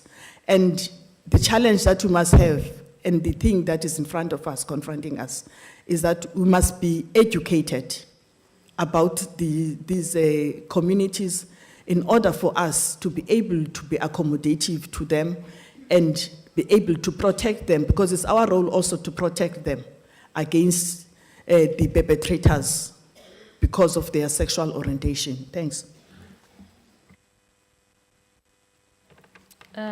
I'm going to respond to the issue of advocacy and try and cover some of the questions in addition to what has been said. But I think the issue of advocacy and education is really critical. And I think part of the challenges that we are facing is that there has been a severe cut in funding for CBOs, advice officers, and civil society, who played a very key role in actually undertaking a lot of this work. And I think, I know that many of the strategies of the department are looking at that issue in terms of the supportive role that civil society plays in its advocacy function. Similarly, Chapter 9s are not well resourced in terms of provision of advocacy. For example, my office has one person for the entire Western Cape that is supposed to undertake all advocacy and education community functions. So that is a severe issue, is under-resourcing. I also want to just talk about education in particular, both in churches and schools. We have to look at what is happening in schools, and we have to look at tertiary institutions and that the role that they play in educating young people and youth about this issue. As the Human Rights Commission, we have raised this issue in terms of looking at the life orientation component, because how is it possible that we are still producing young people that believe it is okay to be racist or derogatory? So that we need to look at not just the family and the community, but the school as a site of opportunity to bring about change. I also want to echo the issue about partnerships with institutions like faith-based organizations. I think that is critical.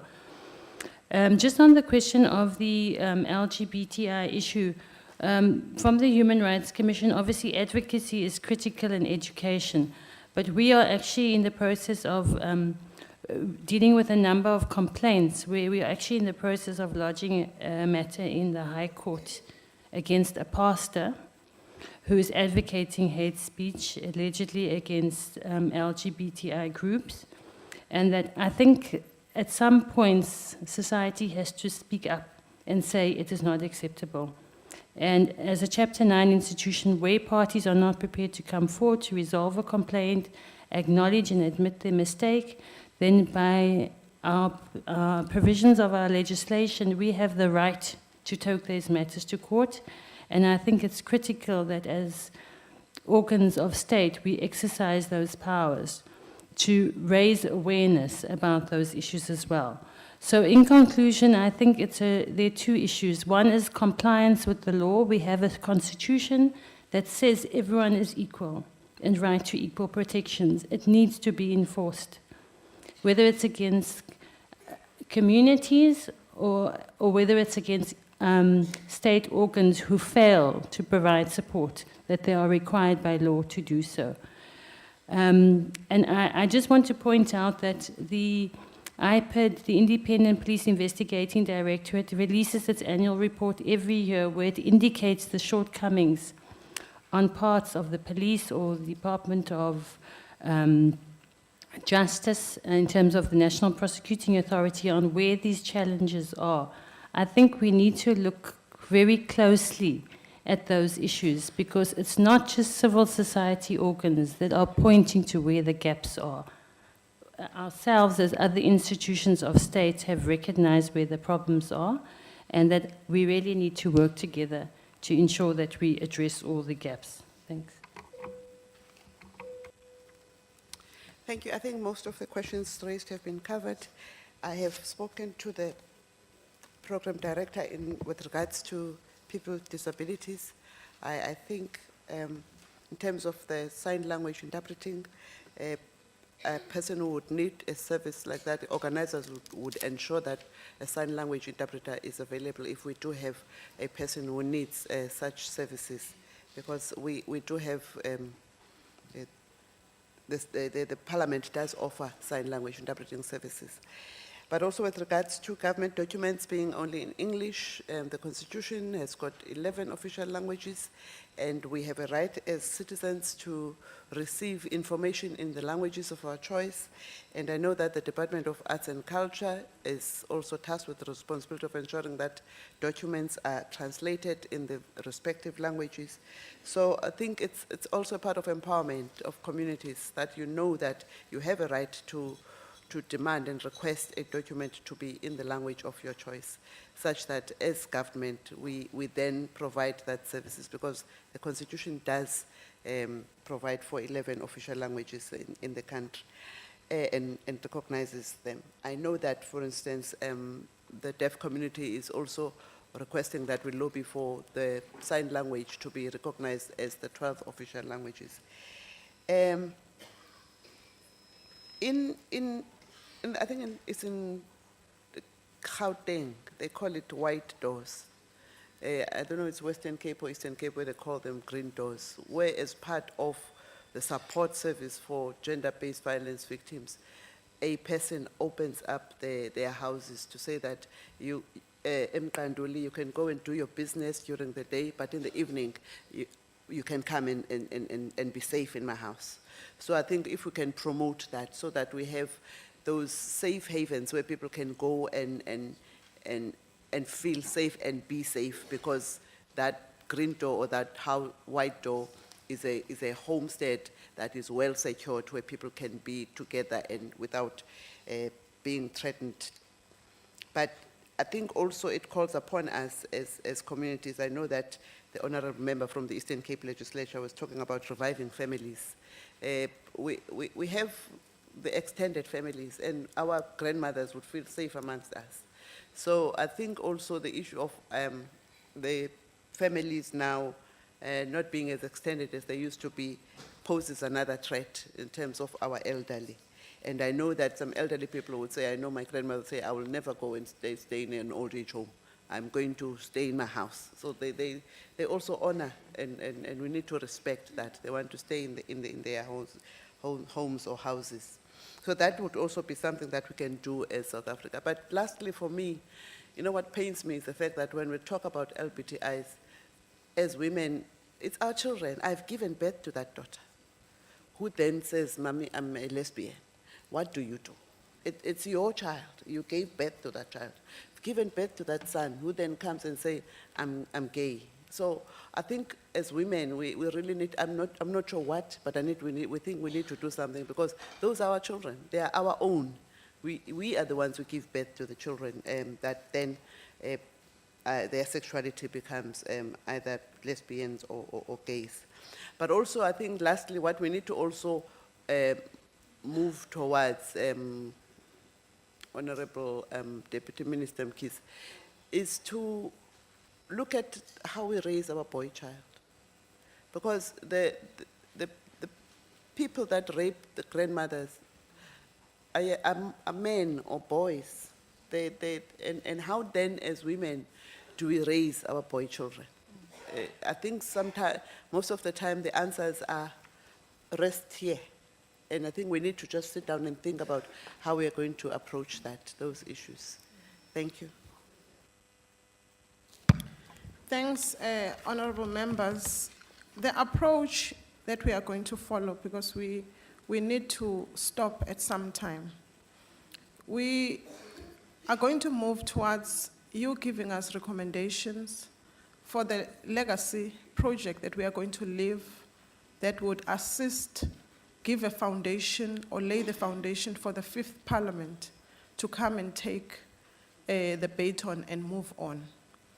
I would ask all those that are going to come in now to speak towards us laying that foundation for the 5th Parliament to take over and move towards attaining or achieving an environment that will be free from all these gender-based violence and atrocities perpetrated towards the vulnerable, which is our women and children. There are perceptions, however, that at times culture is used wrongly so, and they remain perceptions until those that are leading us in the cultural aspect, especially those that are in institutions like Contra Lesta, those that deal specifically with culture, come in and demystify the perceptions that are there. So in you giving us the solutions and us laying the foundation, I would also ask those that are in those organs to talk about how do we demystify these perceptions and myths that are there. For now, I will take only 3 hands before I hand over. Before I take the 3 hands, I would give over to Ma'am Deputy Speaker to say a few words. No, thank you very much, Chairperson. I know I'm scolded about what I want to do.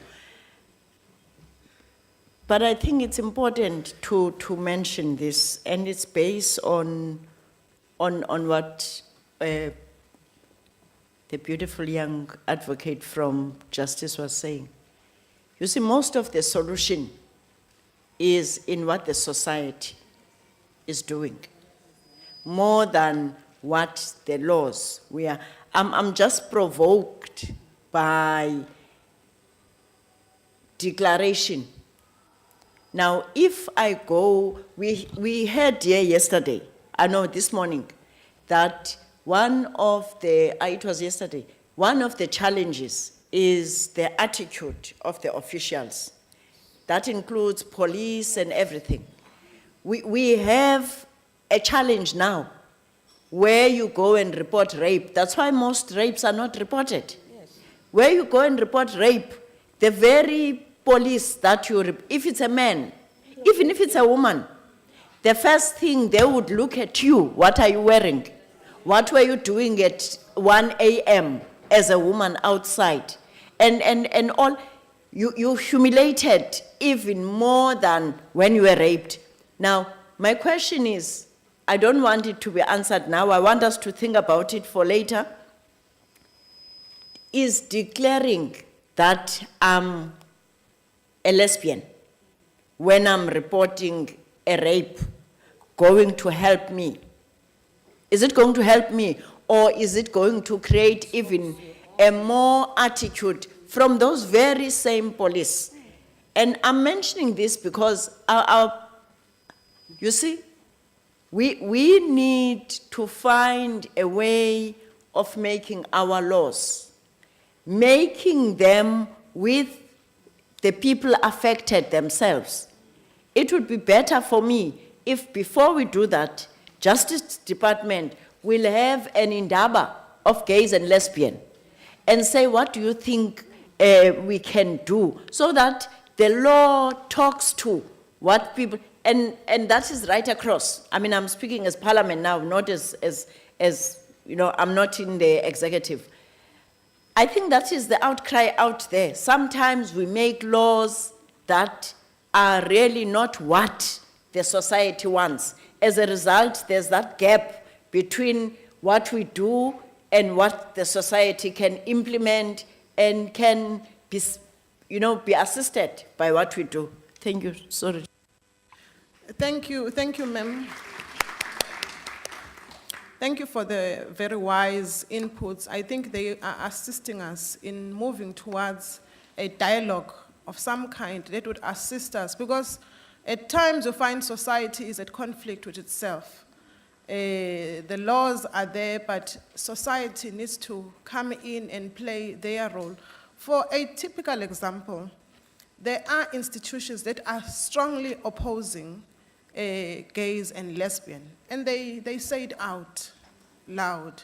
I mean, if you go to authorities and go and report that you are gay or lesbian, and you find somebody who is subscribing to what the other group is actually advocating, that we should not allow space for such, do you think you would be treated fairly?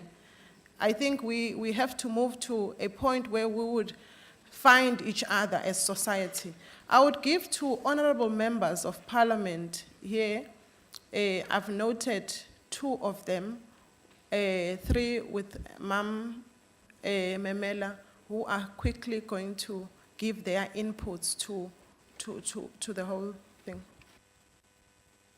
I would start with May over there and start with you, and then Ma'am Memela will be number 3. Okay. Yes. Do I stand or sit? Okay. Thank you very much. Honorable members, Molweni Bomam. You know, I want just a brief one. I want us to go back to issues which were raised when we started by the Deputy Speaker of Parliament. The question of how to structure this important high-level platform for us. I see it as an important platform where we can feel safe and engage openly. If this discussion was taking place in government, I would never say a thing which will offend justice or the police and so on. And that's where it goes dead immediately. This platform is very, very important. I hope as we move towards the recommendations, we have to look at the frequency, how many of these high-level parliamentary-driven discussions can we afford to have? And not only that, we will have them when we meet here. Sometimes there will be assignments where there is ziyavuka all over the country, depending on issues at stake. And in that way, it can become a strategic, integrated and coordinated pressure point and a sense of agency. Because anyone who listens to us talking about gender-based violence will say we've lost the spirit of women of 1956. Take, for instance, the safety plans that Justice was talking about. I mean, in another country, it wouldn't be about you, how you run out. It will be about how do we deal with this man. Even the United Nations people, they tell you, say, South Africa is abnormal when it comes to gender-based violence. You go to Rwanda, you go to all these poor countries who have had wars and genocides. They don't have these kinds of discussions we're having. So is the frequency really of platform? But then I wanted to check with this coordination and integration. I mean, when you listen, the Human Rights Commission is doing good work. Gender Commission is doing good work. Then I was saying the women's ministry is doing whatever they are doing. It doesn't immediately strike you, hit you. Uguti, there is a coordination point where each and every woman, when you wake up, you know what is the source of our programs. You have to integrate it yourself. So one of the things we have to look at, if we've agreed on strategic issues, we have to agree on how to coordinate it. Maybe through a capacity at this level, I don't know. So that was just my input. Thank you. Mayor Faith, Honorable Member. Thank you, Chairperson. I would like to, for the interest of time, just zoom back to the proposal by the Deputy Speaker when she opened the session this morning. I would like to strongly recommend, endorse the proposal she made of coming together of some way early next year to lay the foundation for the next 5 years. In fact, the only slight difference I would propose is probably if we will use International Women's Day in March, so that it doesn't become a women's parliament. It becomes an initiative jointly with government where we bring women together who will give the about to come in parliament and everybody a mandate. Because if we are going to wait for the parliament to be sworn in, reality of the matter is parliament will be busy for the first 18 months, the 5th parliament, doing all the important things that are, and then it will only be in the 2nd year of parliament that you will really have a women's parliament, and by that time you are also having issues of local government elections, etc. So I would propose that maybe the right time would be International Women's Month for Parliament, so that the responsibility goes to government too, to coordinate this platform that will generate a mandate to the incoming Parliament. Also, Deputy Speaker, having been led by you as a gender activist was such a pleasure in this term, and I'm not buying your face. I'm known for not buying faces. I'm really humbled by your leadership as a gender activist in the same way as I was humbled by Baleka insofar as her gender activism was concerned. And I think we would be failing if together, being led by you, Deputy Speaker, we don't heed that call coming from that woman who said there. I think you must coordinate that out of this meeting, we are going to make sure that that woman gets a house. And you lead us, Deputy Speaker, in that respect. Then we would say that in the 4th Parliament, under Women's Parliament, when a woman came with confidence to the Women's Parliament with her problem, we all got together and mandated, even if we must take out our 20 rands if government is failing us, we hope that that will be one legacy. My last proposal, second but last, is in August, we say it's Women's Month. Why don't we have a radio station dedicated to women issues, where both men and women will take a responsibility? Because maybe we must shock South Africa, where every day women have a platform where they can call in and phone or whatever, speak about the atrocities that they are going through. I even have a name for that radio that I'm dreaming of. It's RFW Square. Radio for Freedom, Radio Freedom for Women's Welfare. Whatever. Led by you, Deputy Speaker, led by Parliament jointly with, that would be one legacy that we will leave behind. And then therefore, that radio will broadcast every day and will talk about women issues every day, and we will not have to wait for August to talk about women issues. I thank you. Thank you. These are very progressive recommendations.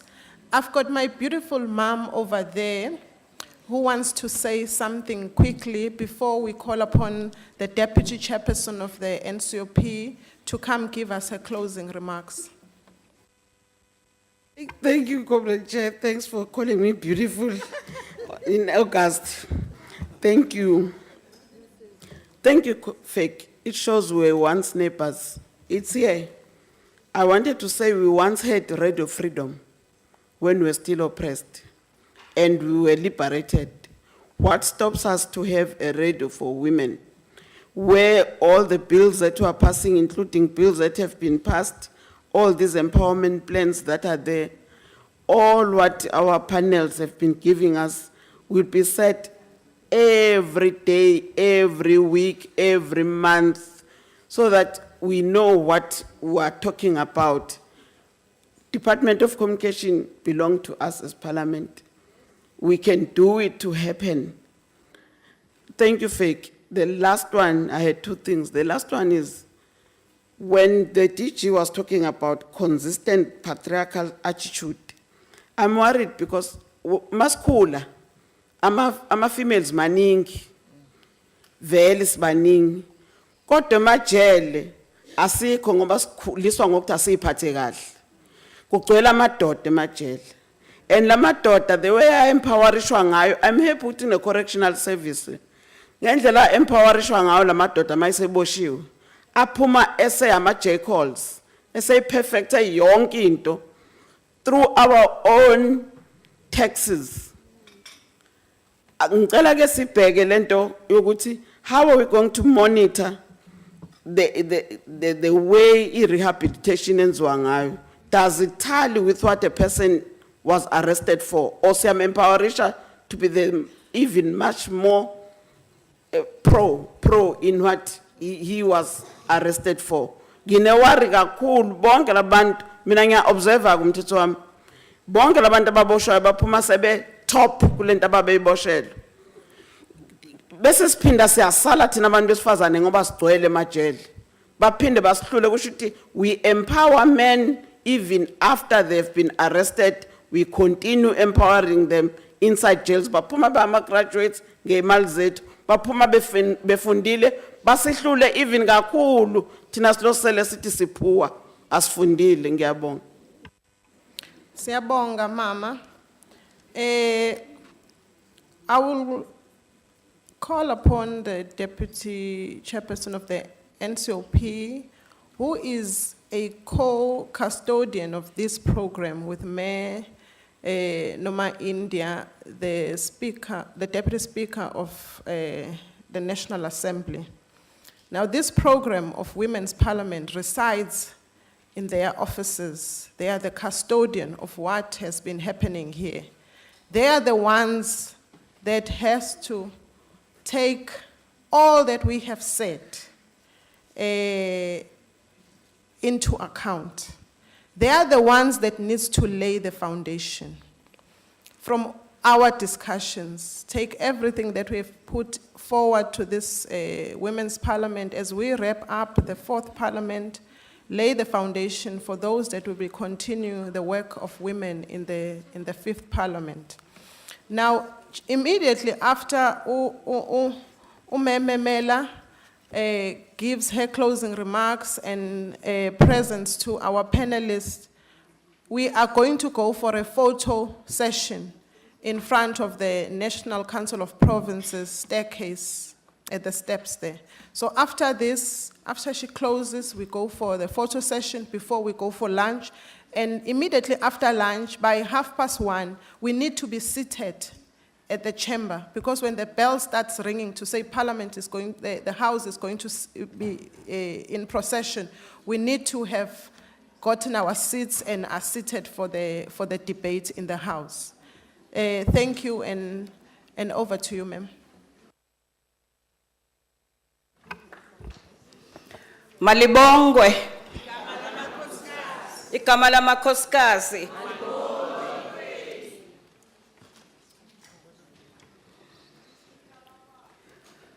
Wathinta abafazi.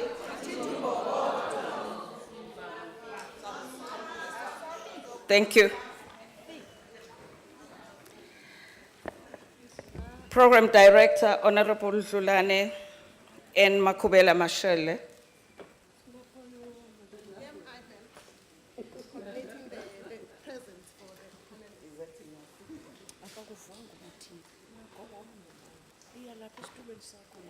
Why?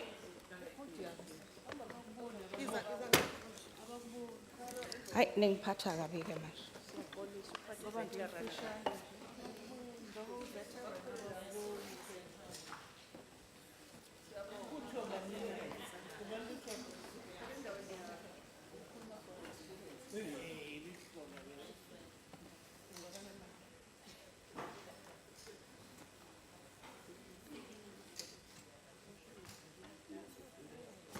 This marks the end of the busy day for all of us who have taken part in this Women's Parliament. Program was very ambitious one, and needed all of you to work hard during this time.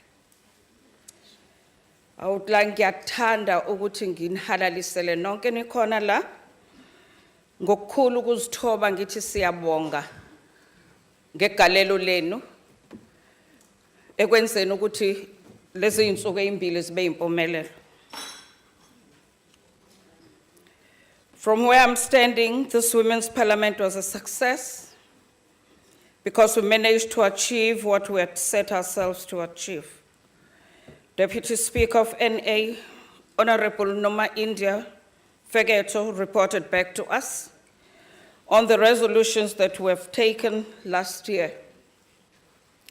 Though we could not implement all of them, the fact that we reflected on them is an achievement in itself. Because that is what we set ourselves to do this year.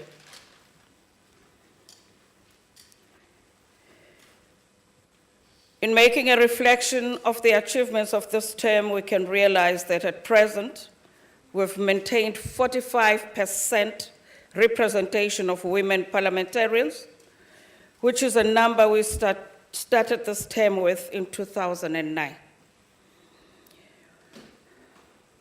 Commendable as this may be, it should still be a point of concern, and it falls short of the 50-50 representation resolution of the ruling party, the African National Congress.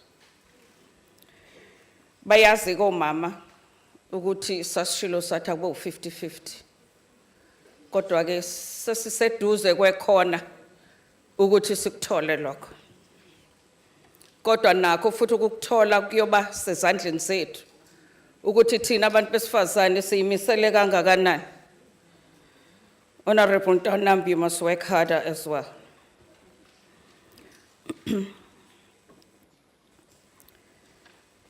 And we must be proud that out of 9 provinces,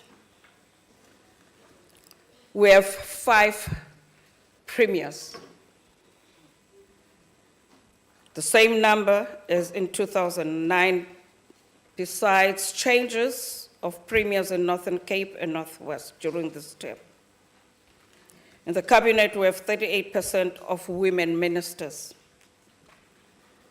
We've made some reasonable strides in public sector to ensure that we achieve the 50-50 target. The biggest worry is with the private sector, where this transformation is so painfully slow.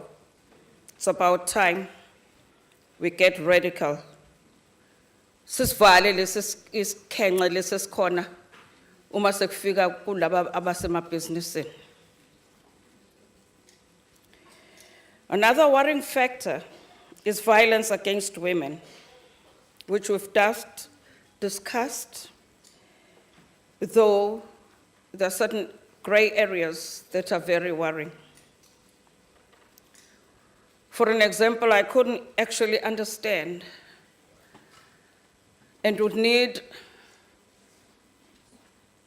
an explanation, not necessarily now,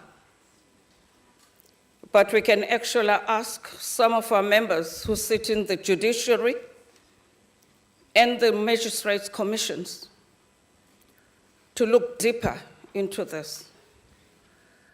If we want to protect the victims, where is secrecy if we are now going to be drawing in or pastor to take our statements from the people? Where is the secrecy? These people don't even know how to keep their secrets in their own churches. And that is a fact. It is a fact. Iqiniso nje limsulwa. Kufana nokuthi uthi induna iyona ezokwazi ukuncedisa umuntu wesifazane odlwenguliwe noma oshaywa indoda. Indoda imjikijele ngaphandle ngoba isifuna ukuyothatha uthokozile kamakhelwane.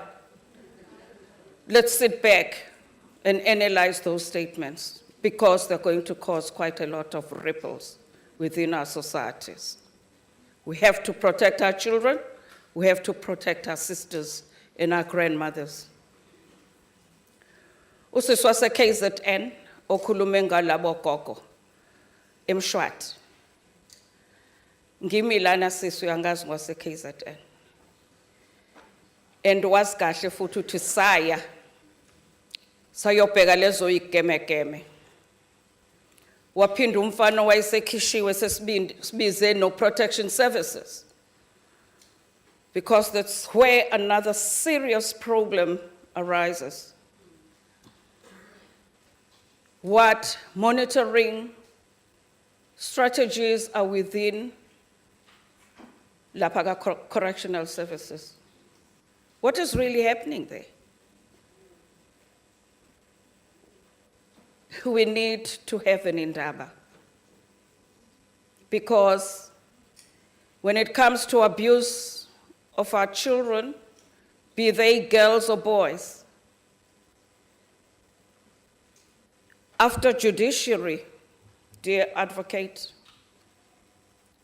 the prosecutors and the magistrates are failing us, and it gets worse when these people go to jail. Bayazi ngesikhathi sobandlululo, ngesikhathi wawuvalelwa ekhulukuthu lapha yana ngekho ngisho sleeping mat. Today, they are in first-class hotels. And as parliamentarians and the communities, let's take it upon ourselves as women. Let's get rid of their comforts. Let's monitor what they do with their lives. Ngiyanibona amakhosazane lapho.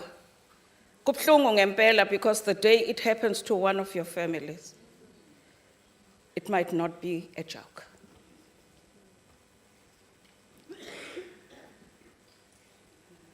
Women are raped, killed. And I wonder how much safety is within these correctional service jails. One of our resolutions, I am pleading with each and every woman who's here, is to ensure that we have committees that are going to monitor every step of what happens in these jails. Every step of monitoring what happens in the charge offices.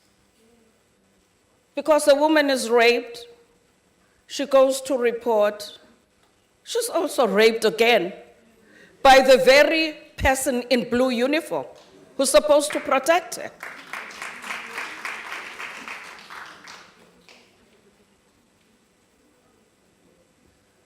We fought very hard for our liberation, and we're still going to fight to ensure that all that we're asking for is done.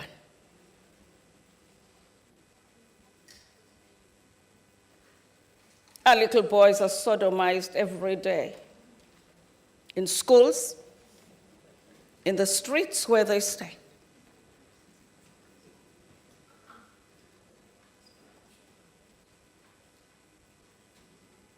Maybe advocate, you can take the message that we might have to discuss as to how we change the sentencing of those culprits. Talk to us as the judiciary. Let the people have something to say about the pain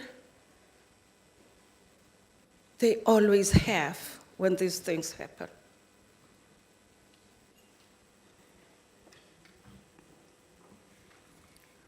Let's struggle further for the emancipation of our women.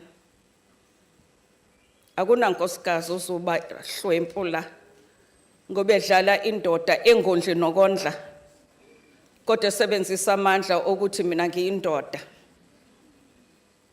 Kuzoba ke kube worse uma sesifika einkantolo zasemakhaya, the traditional courts. La okuzofanele uthi mina ke manje ngihlalela phaya kube nendoda engayazi ukuthiwa yingikhulumele. What are we doing about that? Judiciary, start opening the doors for us to discuss it at length.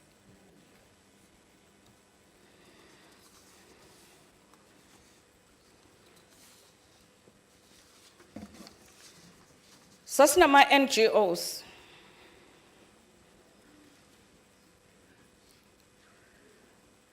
Ngaleso sikhathi okwakuyiwona, they were part of the foot soldiers during the days of repression. Babenza into enhle kabi. Ngoba ingane yomuntu ekuhlaleni kwakuyingane yawo wonke umuntu, hayi kanina noyise.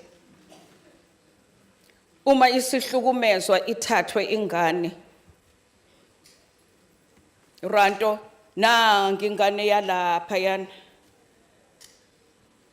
KwaDlamini uzoyithatha ngoba uyabona ukuthi ayikutholi ukunakekelwa. Ungasho ukuthi angikuzali uthi woza mntanami. Ngizokukhusela. Kuphelelepi buphi ubuntu? What has happened? Bapho nembeza bethu. As women, let's stand up and say we're going to make sure we change some of these ills. Singabe isababikho kwi-map. Fanele sibambisaneni ngaso sonke isikhathi. Under the theme for this year's program, Centenary of Working Together towards Sustainable Women Empowerment and Gender Equality, we hope to contribute to the deliverance of more women away from poverty and want. And given what we have done so far, it's a goal that we can achieve. Malibongwe.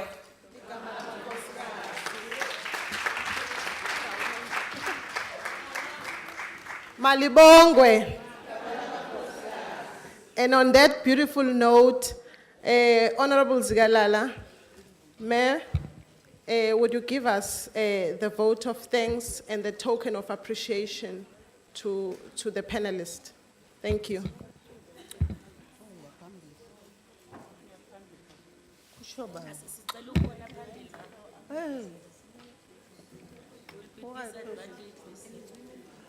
Over to you, Mayor. Honorable Chairperson, Honorable Deputy Speaker, Honorable Deputy Chairperson from the National Council of Provinces, Honorable Members of Parliament and our guests. It gives me great pride and honor to stand before you today, though I'm not standing. It's immaterial. And thank everyone who made this wonderful event possible. Women's Parliament is an essential component of healthy, democratic, and gender-equal government and must be fully supported by both the men and women of this country.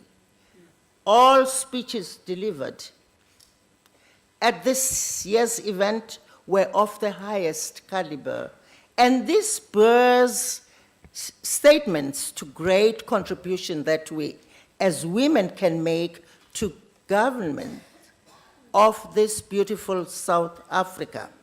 Well, I have to thank you, though I'm not going to be able one by one. First of all, I would like to thank the drivers, the organizers of the conference, Women Parliament, which started yesterday with speeches delivered at the gala dinner.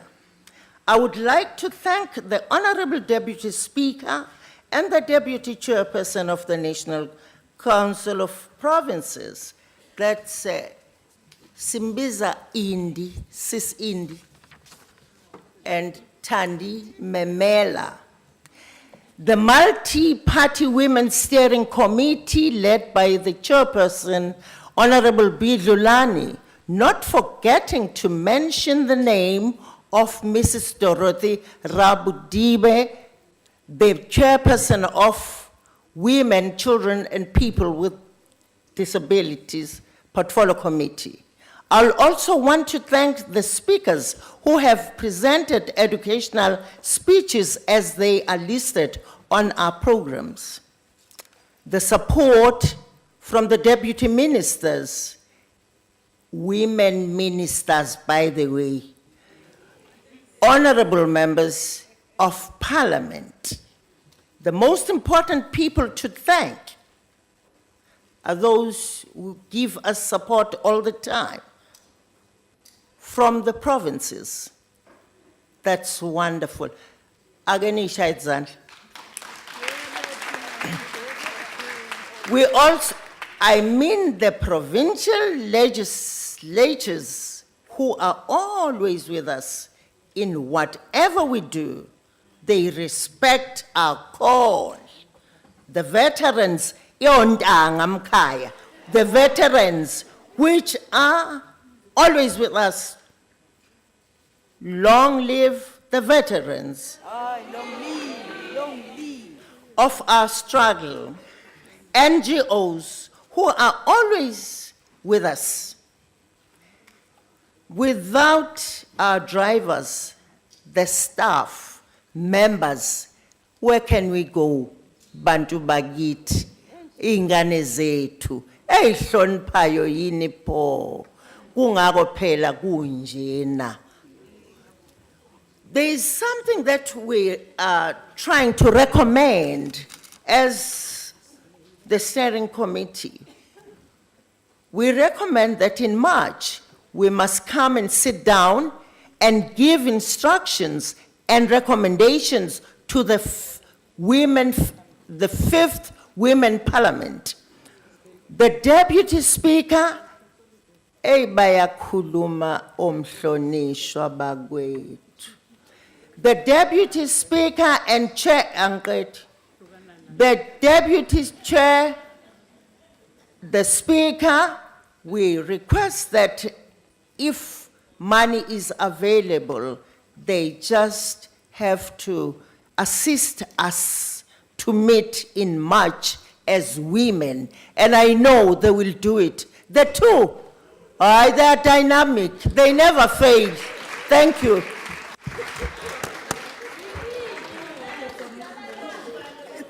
Thank you very much, members of parliament. The House is adjourned for the photo session and for the lunch. Thank you.